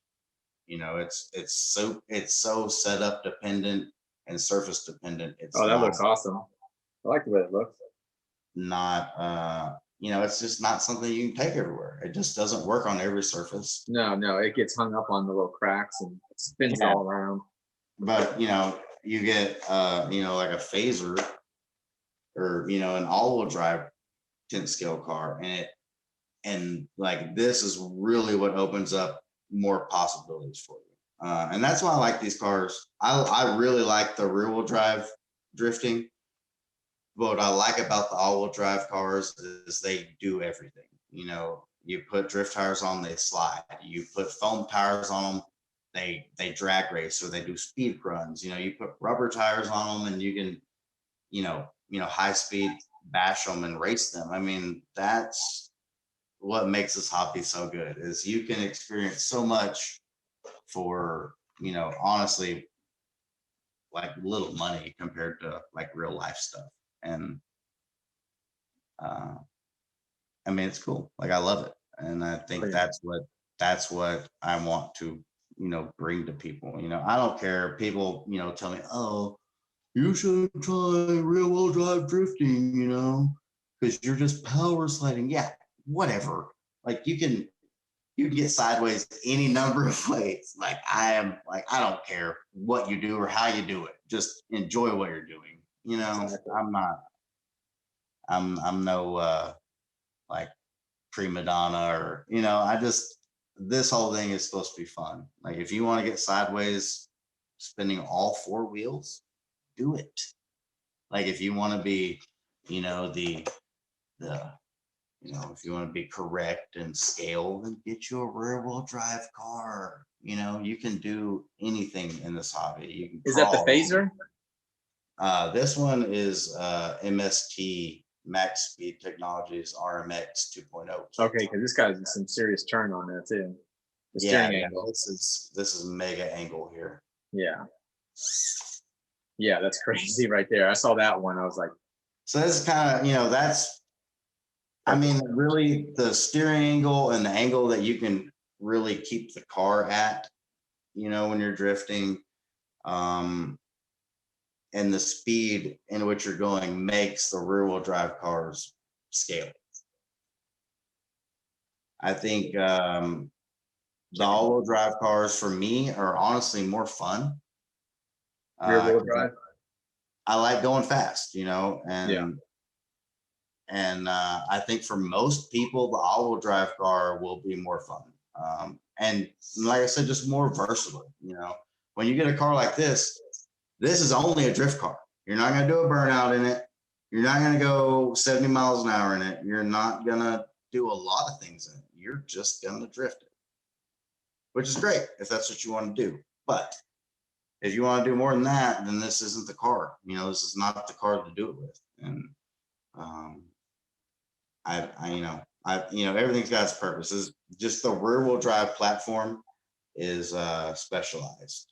The setup becomes so much more important. Tire selection makes a huge difference. Shock setup, motor mount position. I mean, there's just so many things that you really have to take into consideration, like with a rear wheel drive drift car versus an all wheel drive. Like, I mean, either way, you're going to have a super awesome time.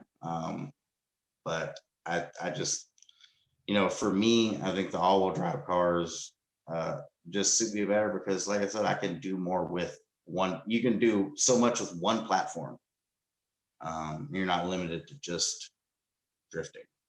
So Yeah, but that's only rear wheel drive. exactly, like Yeah. there's no removing a shaft. Like Right. it's built this way. This is the way that it is. It will not do a burnout without breaking apart, probably. You know, it's made just to slide, which is cool if that's what you're trying to do. And most of like the real drift tracks across the country are going to kind of be rear wheel drive, you know, limited. You know, they only want rear wheel drive cars. Okay. Is that what people usually go for over the four-wheel drive? Yeah, I mean, I would say guys that are really trying to do The scale. drift, Yeah. run rear wheel drive.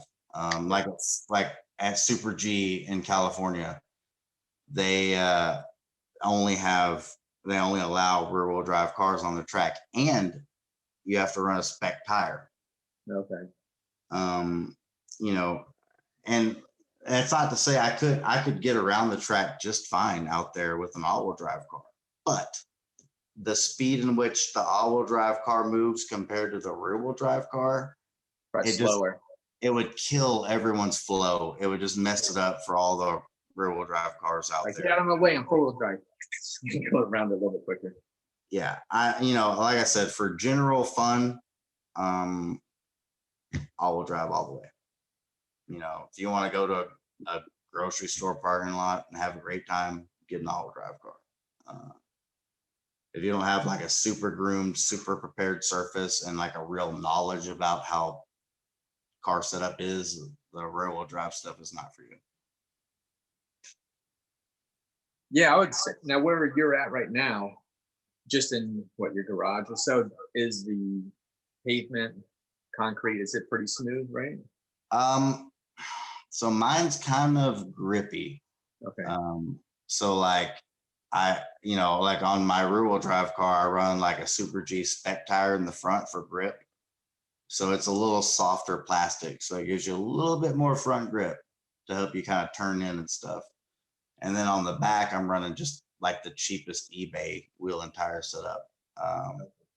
Because, you know, with like a spec tire on this sort of concrete, you're going to just eat it up like one pack and you've killed a set of tires. Oh, really? Not bad. Yeah. I mean, you know, like on a real drift track, I mean, this is like super polished, super smooth, super clean concrete. Like it is, you know, there's not a speck of dirt on it. You know, it is, and the cars are surprisingly fast being rear wheel drive on a hard plastic tire on the right surface. Like I was blown away when I went to Super G, you know, and was hanging out with the Hoonigans out there and seeing these cars around. I was like it didn't even seem possible, you know. But you know, like I said, it's all about what you want to do. This hobby can be, you know, anything you want. But for instance, like my RMX, it's probably, if you added up all the parts, I mean, this is $600 or $700 rig. Oh, it's carbon fiber, isn't it? I mean, this one's not really. I mean, they have everything. They have titanium and carbon fiber and everything else you could want for it. But like, I mean, the kit itself is $200, and then I've got a Tekin 8.5 turn Gen 3 system in it. There you go. That just threw the expense up quite a bit. Yeah, a reef servo, and you know, so you know, you bucks, like $200. It just, you know, but like you can take like a Phaser MK2 with a stock setup and toss some tires on it, and for less than $250, like, man, you're having a great time, you know. So I think for the average enthusiast, you know, an all-wheel drive car is definitely the way to go. Just because it doesn't limit you, you know. Right. 10 Scale Garage was asking you, did you get to run on the Super G track? Yeah, so kind of the funny thing about the RMX, I had bought that like the day before I left Texas to go to California. Oh, wow. And I had it shipped to my buddy Mike's RCH on Instagram. Shout out to him. So I had it shipped to him. I built it the night before I went to Super G, and I had zero experience with like this build or chassis setup or anything. And you know, so like I show up and I had other cars with me and stuff, but honestly my setup was junk. Like you couldn't drive the thing really. But when you went there, you're like, oh, let me see what they're running. I did. I got to drive several other like really well set up drift cars, and I will say this, man. Like cars that are set up the right way. I mean, honestly, the RMX like RTR version for like $350, you can't beat that. Yeah. Like you cannot buy a better rear wheel drive RTR drift car for less money. Like that thing right out of the box worked super good. And I drove like the owners of Super G's cars. One of them was a really super tricked out MST RMX, just like I have, but kind of like the full tilt, wild, like crazy version. And man, that was a treat. That was like, okay, you know, Nice and I remember when I got there, I first put mine out there and I was like, man, I can't drive this. Like, is it me? Like, can I not drift? I've been practicing quite a bit. That was decent. And you know, and then I drove the owner's cars, and it was like, and immediately when I drove their cars, I had the hang of it. And I realized, okay, like there's so much more that's involved with this rear wheel drive game. You know, with the all wheel drive cars, you just slap some drift tires on it, have a ball, you know.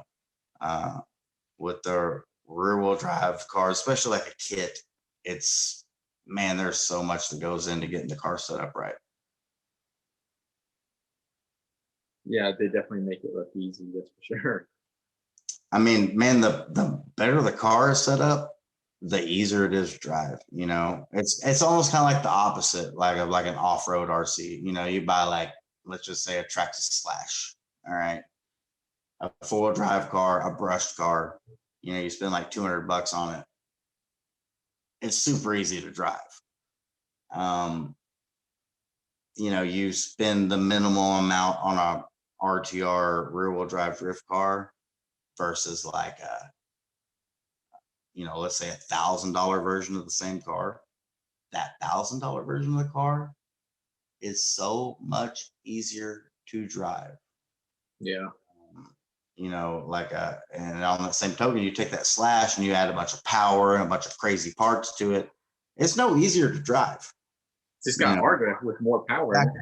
So like, man, the rear wheel drive drift like segment is kind of its own little creature. Like it is definitely a totally different deal, and totally like kind of opened my my horizons to, you know, that stuff. So I'm but I love it. You know, it's a whole new challenge, and it's a whole new set of driving skills and building and learning, and it's pretty cool. I think it was the tire hanging there, something where you come by with the rear end and you slap it. Yeah. Was that the yellow car? I think it was the yellow car. Yeah, where I hit the cone. Yeah, the cone, yeah. Yeah. And then it kind of bumped the camera. That was one of them or something. Yeah, it was the cone. I hit the cone and the cone hit the camera. On this car, I think the last clip I posted of it was doing some donuts. But the one before that was like, I mean, this car makes the man line, like at the Skill Donut Garage, kind of easy, you know. Yeah. And it's because everything's happening at the right speed, you know, the scale speed for that environment. You know, the all-wheel drive cars, man, to get that thing to 180 on the dock or to man line down or up the dock is, you know, you're moving. Like it's a totally different deal. It's because I've watched drifting here in St. Petersburg, and you're like, I thought it was a lot faster. But when you go with your four-wheel drive, you kind of have to go kind of quick, it feels like. But with something like your setup where the track's correct, the car is set up the way it should be, like you said, things come at you at a slower pace, you can kind of line stuff up a little bit better too. I mean, honestly, for me, I don't want to watch people drift rear-wheel drive RC cars. Like, I have no desire to watch like a comp or whatever. Like, it's just, I don't know, and it's just because I've got that go fast bug, you know, and I just, you know, like, I want to do the things that people seem possible. I want to do stuff that people say, oh, that's got to be sped up. Right. But it's not, you know.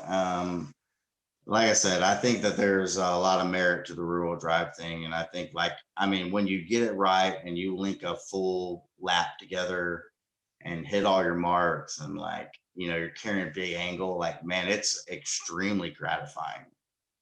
But yeah, because it took a skill to do it. It's not like just anybody can do it. It's just kind of a different deal, you know. It's you know, I just like to go fast, man. You know, I'm not gonna lie. It's well, that's even when I was doing a lot of car videos. I'm like, I got to get some speed in my life right now. So like, yeah, gonna have to drive something, even if it's up and down the road. yeah. But, I mean, that's like, I'm building that Sentin 6S. I just ordered all that stuff from you. So right. you know, that's gonna, I'm hoping, kind of fix my give me my fix for going fast for now. But that's gonna be a cool project. I'm really hoping to go, you know, I really want to break like 120 miles an hour. So what scale? Or we're not mentioning that. What scale? It's a Sentin 6S. So technically, I guess a 10th scale short course truck chassis. But Okay. I mean, if you know, the Sentin 6S is essentially an 8 scale buggy. Yeah, with a short course body on it. So those stadium trucks are definitely bigger than the average. Yeah, the scaling is so far off on that stuff. But yeah, you know, I've been over 110. I just, like, I've got this nagging feeling that I need to go 120 plus. So that's the plan. We'll see how it shakes out. Hopefully I don't wad it up in a ditch again. It does happen. It's not cheap when it winds up in the ditch. Yeah. No, I mean, that's why I retired the Demon. You know, the chassis. I was gonna say, yeah, I know we were picking different cars and stuff like that, but I really did like the Kyosho, the GT2.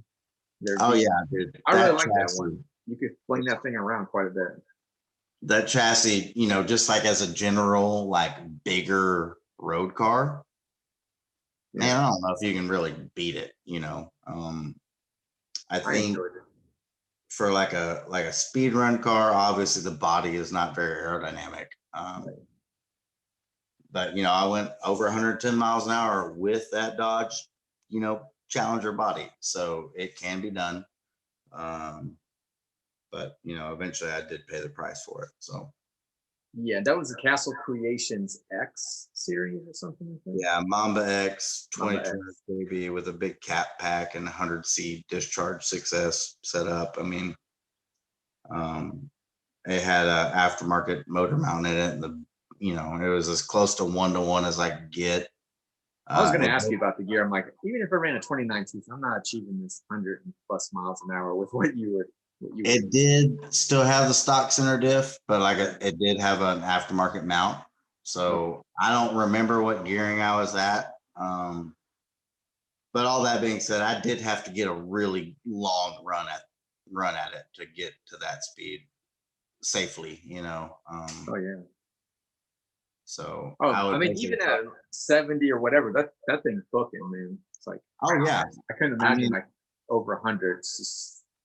The way mine was set up is, if you know, you could be going like 80 miles an hour and you're not full throttle, you know. Right. And if you just mash the throttle, the thing would get loose and it would spin up all 4 tires. So it was kind of, you know, it's a very delicate, you know, kind of a balancing act between, you know, going super fast and like destroying all your stuff. So And I think some people don't realize it, like, oh, well, why can't you just take it somewhere and just run it? I'm like, because there has to be certain road conditions for it to work. if the road's got I too don't much want ground in it, you know, I mean, the car's going to pull one way or the other, and you don't want to be steering the car at 100 miles an hour. Like, because you're not. the car to track straight through. Like, that's, Exactly. you know, so, like, you know, that, yeah, I know exactly what you're talking about. I've had a lot of people, oh man, I crashed my car off into the ditch. It's like, well, like, that's not You got lucky on that one when it did go in the ditch. You went off road there a little bit, right? Yeah, I didn't smash into a mailbox post or a tree, you know. I will say this, that Kyosho GT2 did get off the road at like 80 miles an hour and tumbled and hit a tree. And there's a clip of that too on my Instagram. I remember that one. I put a new shock on it. It broke a shock shaft, I think was the whole thing. I put a new shock on it and made, you know, probably another 50 speed runs before it died. Oh, 50 speed runs? Wow. Yeah, you know, just because Quite a I was few. playing, I didn't know what I was doing, so I'm playing with setups, and it, you know, I made 20 speed runs in the 80 to 90 mile an hour range. You know, just Okay. kind of figuring out the car, and I didn't want to tear it up, so I was trying to, you know, be comfortable with the setup and make sure the thing was tracking straight and, you know, pulling good, and you know, it's like you end up investing a lot of money in a setup like that, and you know, unless you're just a lunatic, you don't want to go out and just mash the throttle and try to hit 120 miles an hour. You know, you gotta kind of plan these things out. Yeah, that's kind of where I like the heavier vehicles because they seems to be planted pretty well.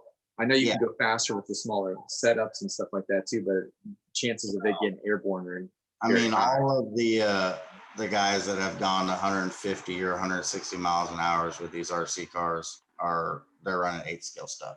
It's Yeah. 8-scale chassis, 8-scale power plant. I mean, Like Idaho RC Dad, he's got something. dude, Pete, Idaho RC Dad, kills the 10th scale speedrun game, in my opinion. Yeah. I think there are very few people that have gone faster than he has.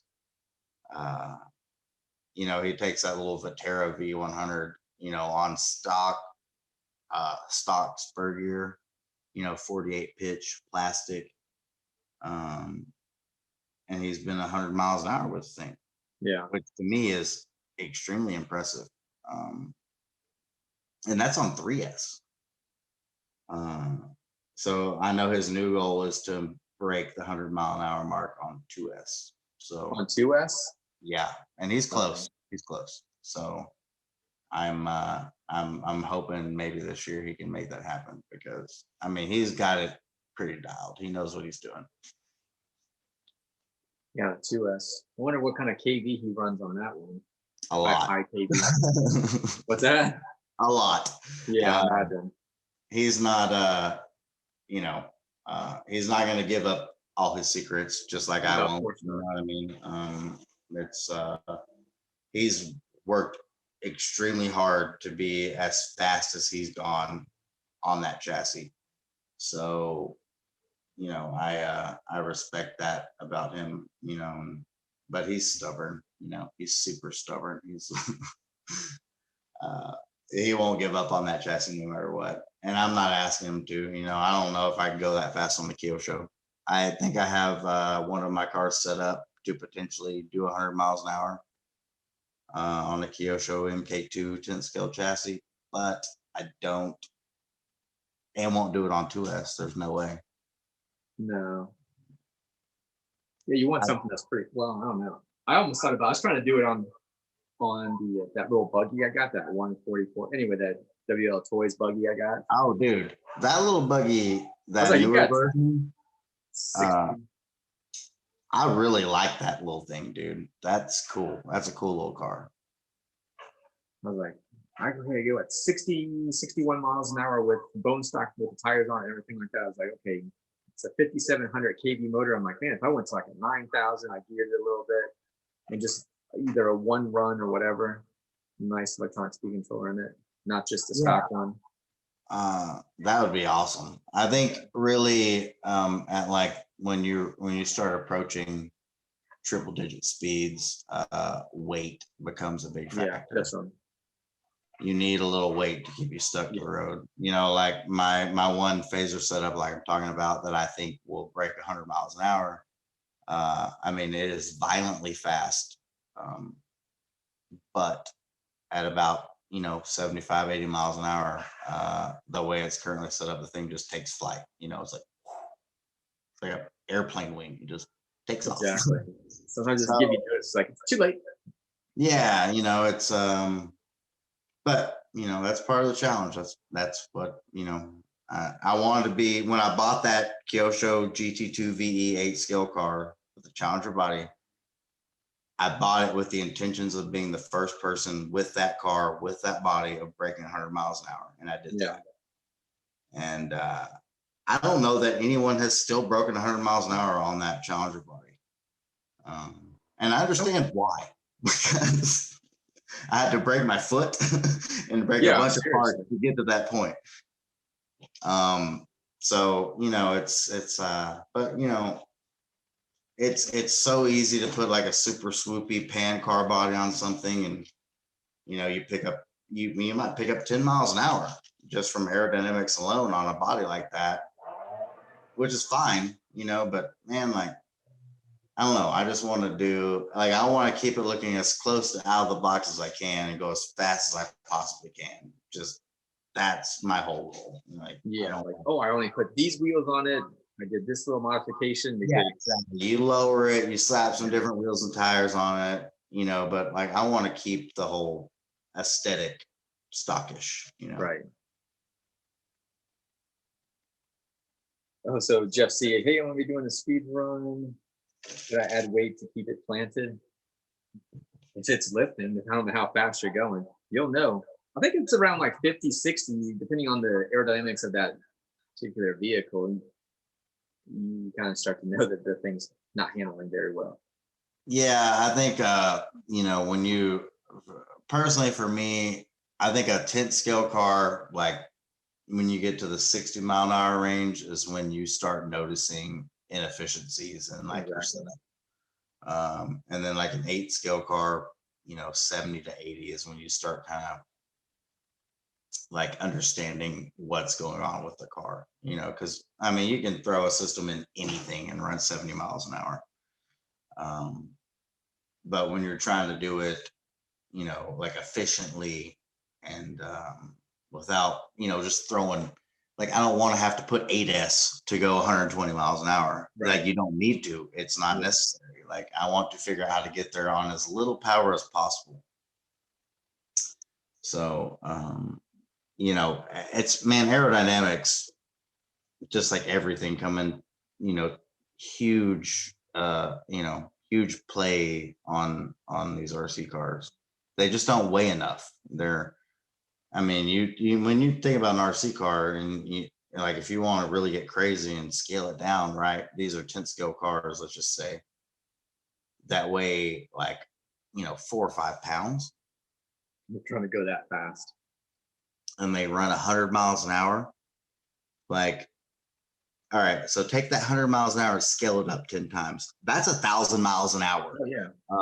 Take that 5 or 6 pounds and scale that up 10 times. That's only like 50 or 60 pounds. Like, the power to weight still makes absolutely no sense.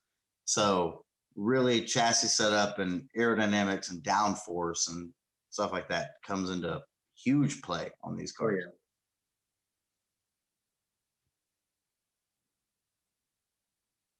Oh, I know who was it? Oh, the Rustler. Jeff C was asking about the Rustler as well. Yeah, around 56 miles an hour. Yeah, for sure. And the Rustler is now, you can watch other guys. They've done it. They put like about a pound or so up in the front of the Rustler, and of course lowering the vehicle down. There's a lot of tuning again with the suspension and everything else like that too to get it right so it can handle it. I will, Jeff C, stop trying to do speed runs with your Rustler. What's that? I was just telling Jeff to quit doing speed runs with the Rustler. Yeah. Like, if you want to go fast, bro, you have to have a road car chassis. like a 2-wheel drive Slash, a Rustler, a Bandit, you know, any number of other chassis were never created to do those kinds of things. And they won't do it reliably. I don't care who you are or what you say or how much money you're willing to dump into it. It's not going to do it reliably. And you know, if you want to be the, you know, if you want to go out there and put up a big number one time, knock yourself out, you know. But my thing is, I want to do it repeatedly, you know. And man, there's so many chassis out there that are not gonna do that. And I just, Yeah, that's why I feel confident with that 1/8 scale. Even just my Habao, like you know, even at 70, 80 miles an hour, like it's not a big deal. Now we just have to, again, efficiency and everything else like that to push it to the next level. yeah, I mean, the wheelbase and the track width of the larger car, Yeah.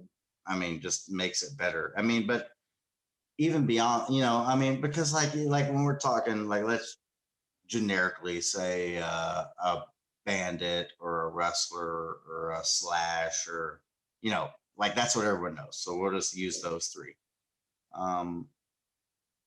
You know what? I don't care how good it's set up or what, like, scaling, like, they want to call it. It's not, you know, it will do it. I mean, there's been a lot of people that have run huge numbers on all of those chassis.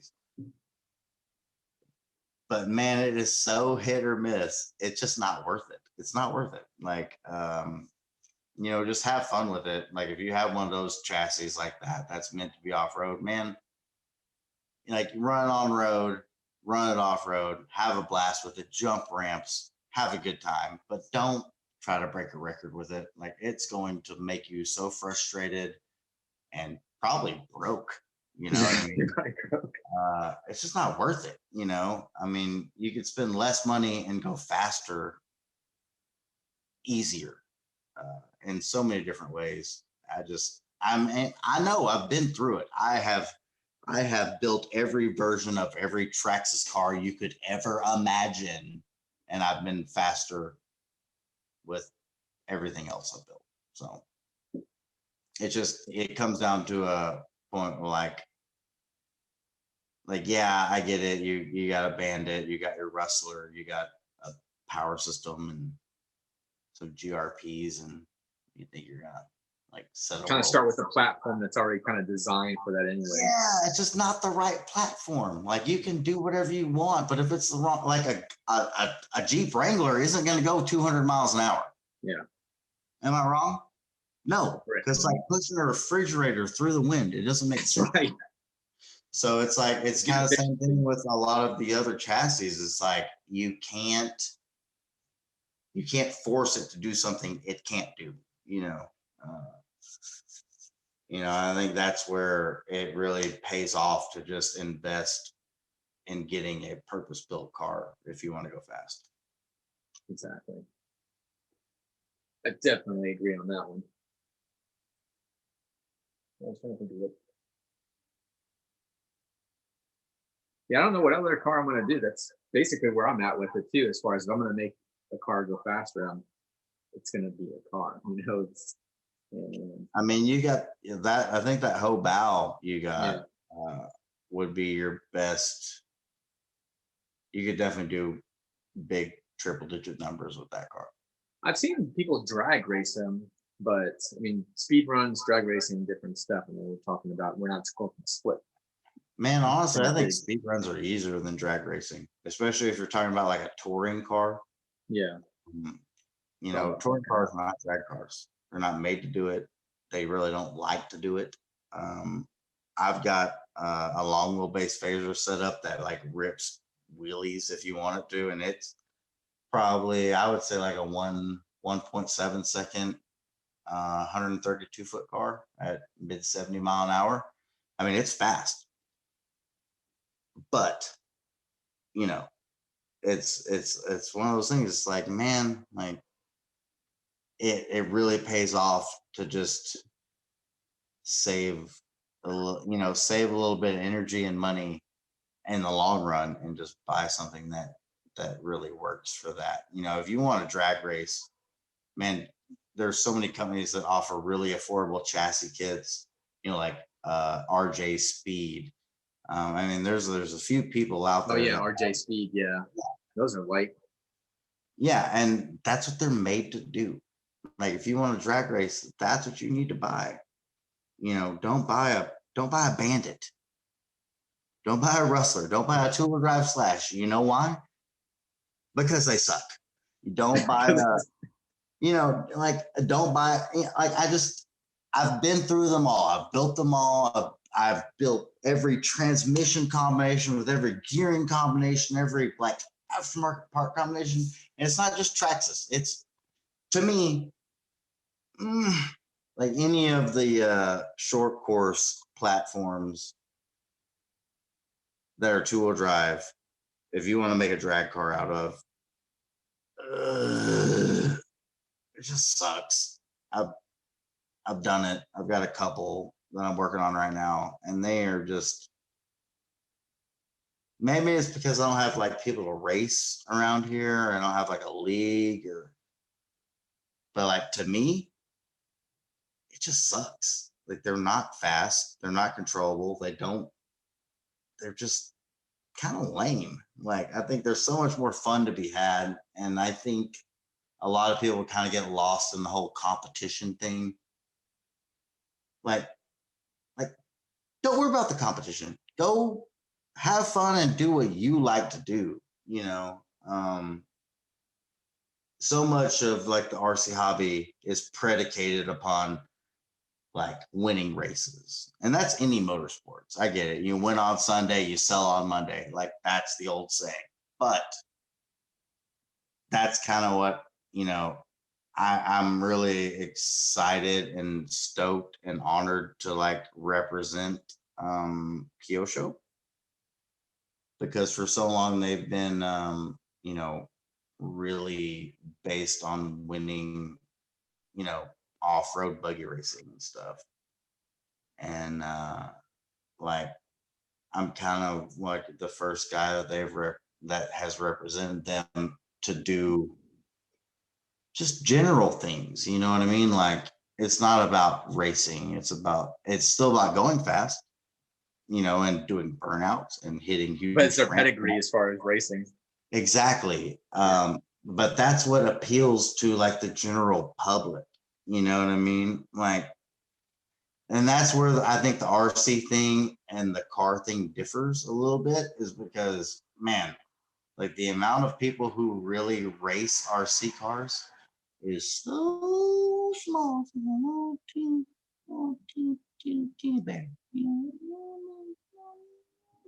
Like, so to like base like what you're building off of that, like 1% of the hobby is, you know, it's kind of crazy. Or to base, yeah, I mean, if that's what you enjoy, then do it. But like what I've been like really honored and stoked about doing with Kyosho is, you know, kind of opening people's eyes, not only to like the Kyosho brand, but just to like the fact that there is more than just racing. You know what I mean? Like if you want to race, yeah, radical, dude. I've done so much of that in my life.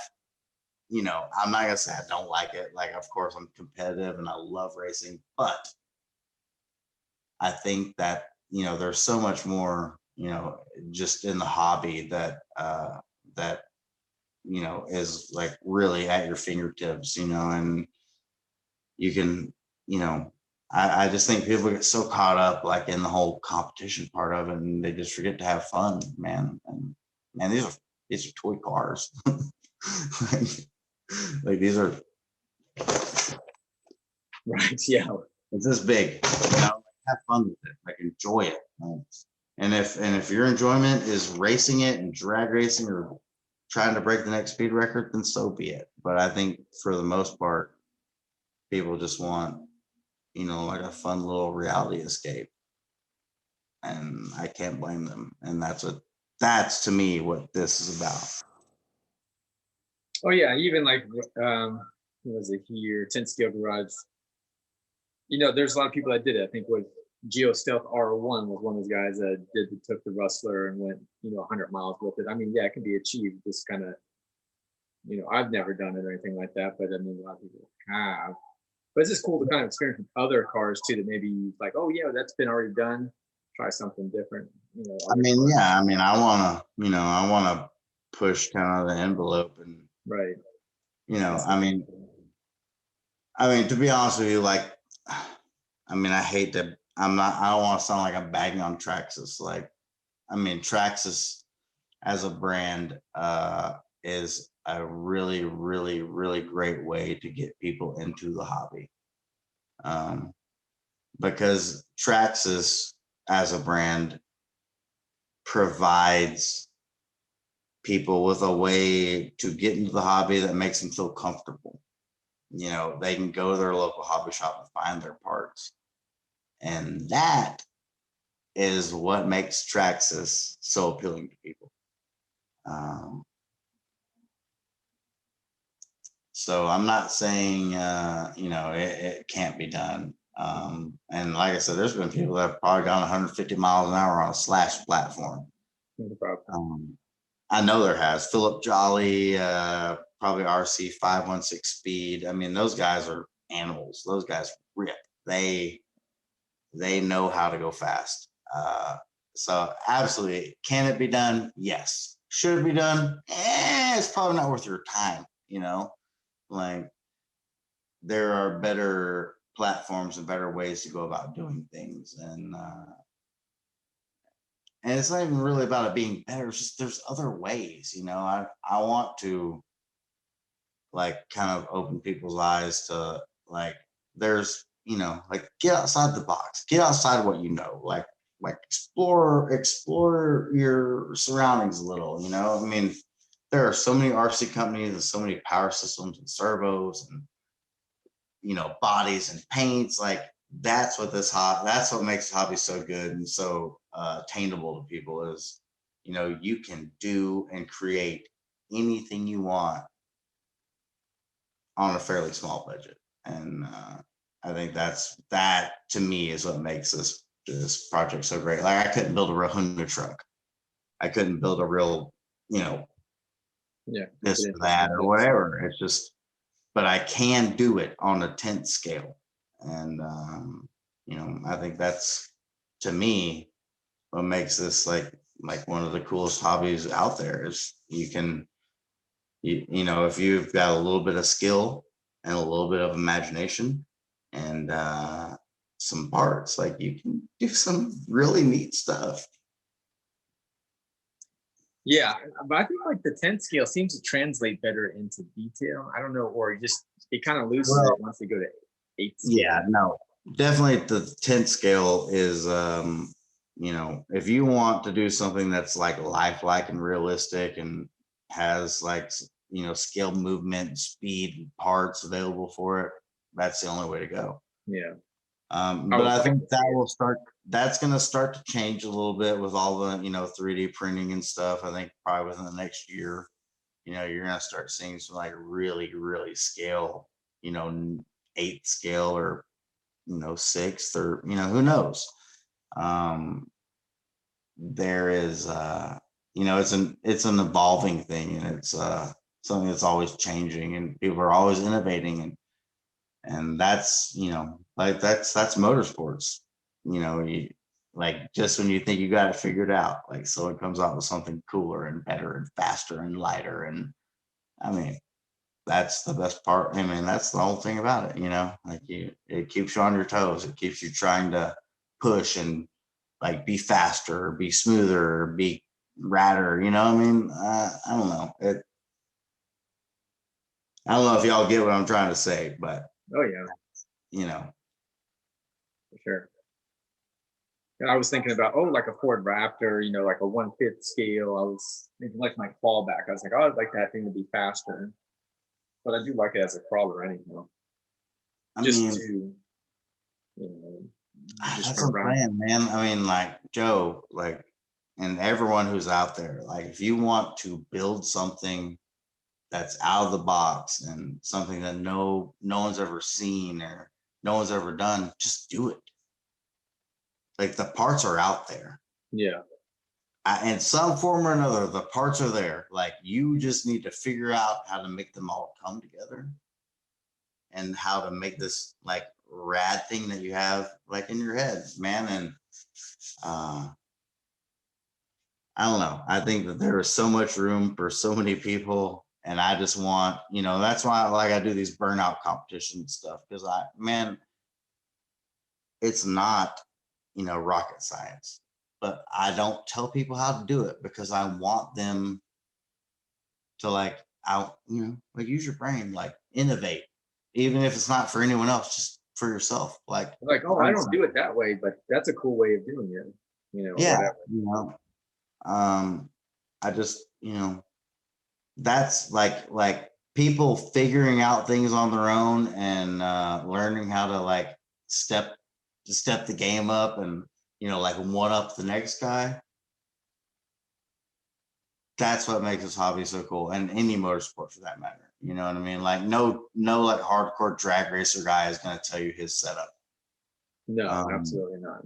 Because they want to win races. Exactly. So if you want to win races, figure it out. You figure it out and you figure out how to be faster and better than they are. If you want to do a smokier burnout than me, then you figure it out. Like I don't have to tell you how I keep the car still. Like I promise it's not as complicated as everyone thinks. Like it's so simple. Oh yeah. You know, I just, man, I think brain power goes a long way, and I just, man, that's what pushes the hobby. That's what pushes, you know, everything that we do is, you know, is the next person figure out how to be cooler and faster and smokier, and you know, I mean. And I appreciate that. That's what I want. I want people to innovate, and I want people to figure things out. I want people to hit me up in DMs and tell me how to be better at what I do. You know, like I want that. So like I urge everybody who's out there just to do so. You know, like just do your thing. I can't tell you how to do it. I figured it out on my own. You know what I mean? There's no RC burnouts. You know. That were legitimate, you know, and I just kind of worked it out. And, you know, like, what's up, Raphael?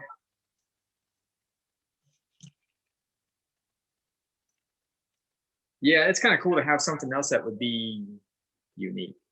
You know, that way, like, you can't just buy this because you made it, you know, that kind of deal. So that's pretty cool. I like it. But I've never done that yet. So I think I'm gonna head out of here, man. What do you think?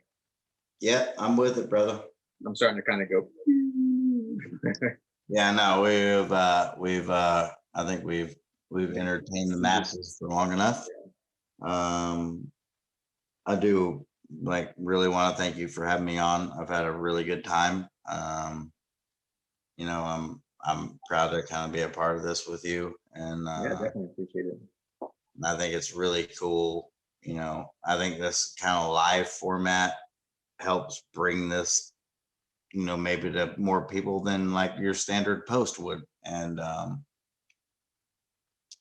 yeah, I just want to thank everyone for, you know, tuning in and hanging in there and checking us out and listening to me ramble on for hours and hours. And, you know, like it's cool. Like I really appreciate everyone who tunes in. So, you know, definitely, you know, give Joe a thumbs up, share this video, comment, leave a comment, you know. You gotta leave comments afterwards. At this point, it's one of those things where we've gone so long. I don't know how long we've gone on this stream. I don't know how long it's been. A couple and a half hours. Yeah, a couple. I think the longest I've gone was a little over 3 hours. But you know what I mean? I think, you know, throughout those hours, we've reached a lot of people and covered a lot of RC subjects. And I think we did a good job, man. Yeah, this is the first time too, so I want to evolve this anyhow, so that way we're a little bit more interactive. Absolutely, that way, because I know people come on here and they want to be recognized as well. So that would be something else I have to kind of work with. I need to figure out how to like see the whole the like chat and questions on my end. Right, exactly. And then, you know, but I'm probably guilty. I talked too much. I know I did. That's right.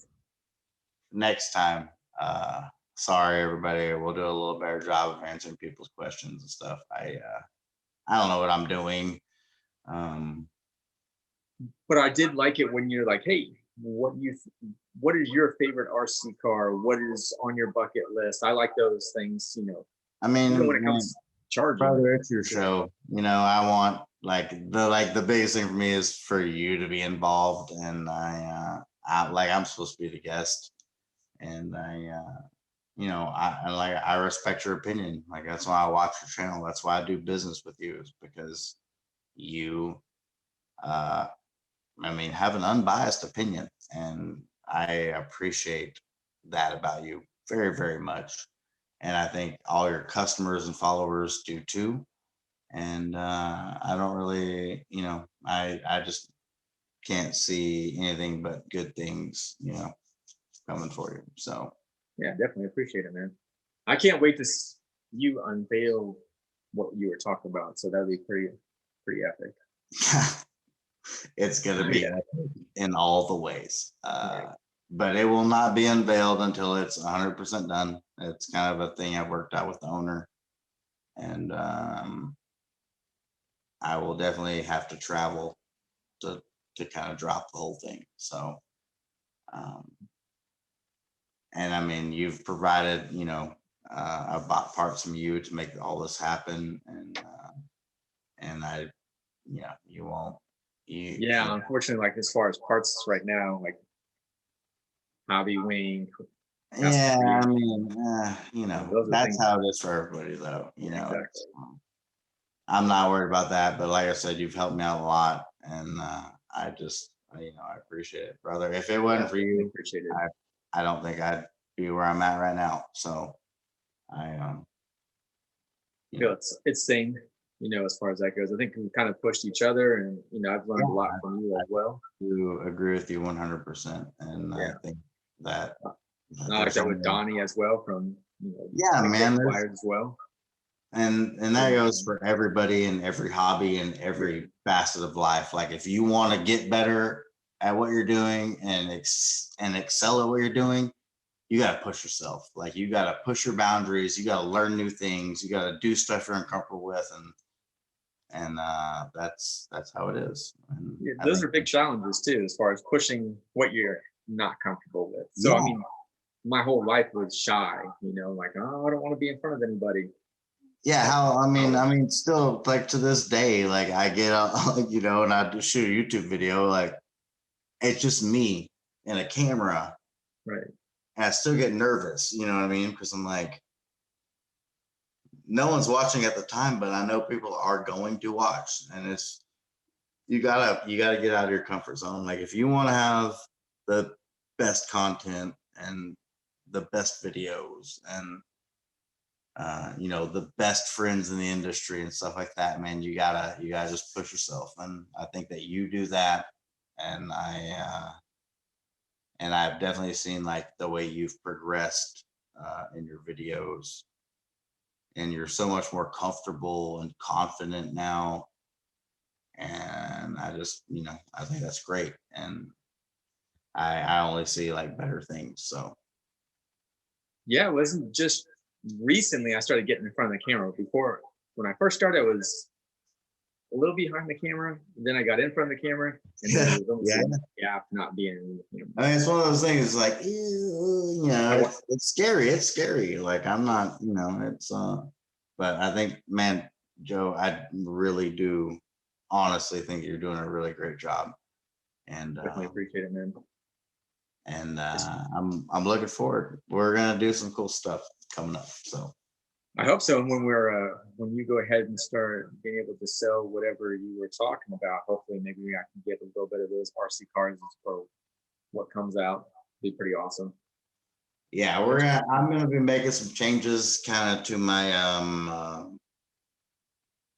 lineup and people who support me, and I want you to be a bigger part of that. Yeah, definitely appreciate that one. I always kind of like Brandon. Oh man, you know, I've hey, been there from the get-go, and you never let me down. And I want to, you know, I just want to get back to kind of grassroots, like the people who support me the most, and whether or not, it's not even about sponsorship, it's not even about any of that.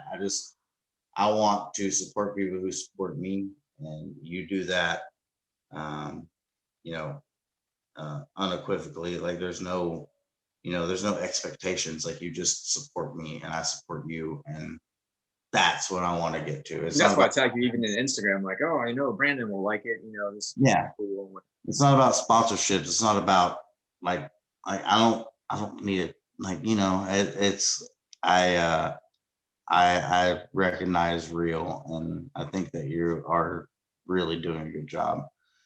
And and like I said, you've always been there for me and hooked me up and taken really good care of me if I've ever had any sort of issue or Oh yeah, or make sure you gotten get an taken care issue. of. And man, that speaks volumes for me. I mean, like I said, I there's no way I'd be where I was if you weren't involved. So uh, Definitely we're gonna appreciate do it. Respect so. both ways, man. And Absolutely. Raphael as well, man. Appreciate you as a customer. I know we had issues with Klarna payment options, but even when I had the issue with the Klarna issue, Brandon had purchased something same day. It was like almost 24 hours. Klarna was down. I was sweating, man. I was like, come on, man. You know, I got customers wanting to buy stuff. I'm losing sales. And then Brandon came along. He bought something. I was like, okay, what's up with this? Thing's working again. Called Klarna. I'm like, hey, what did, oh, I got nasty with him. I was like, man, you know, this is business. We gotta get this thing working. I know we're going through tough times and what have you. But it wasn't until yours came through, I was like, okay, this thing's working again. And then they let me know, yeah, this is working. I was like, cool. Let people know it's working. That's the house of squeeze. That's what I do. But Sure, no, brother, I like I said, I appreciate you having me on, man. I appreciate you let me be a part of your YouTube and talking with everybody. Thanks for everyone who tuned in and asked questions and made themselves involved. Like, this is the support that both me and Joe like want and need, and like, I mean, this is what keeps us going. And so thanks to everyone who thank you to everyone that watches for sure. I mean, without them, this would be people don't realize that, but views and thumbs up and leaving comments are what make us, do what we can do. Keep pushing on. Stay rad, my dudes. I'm out of here. All right, man. Peace out.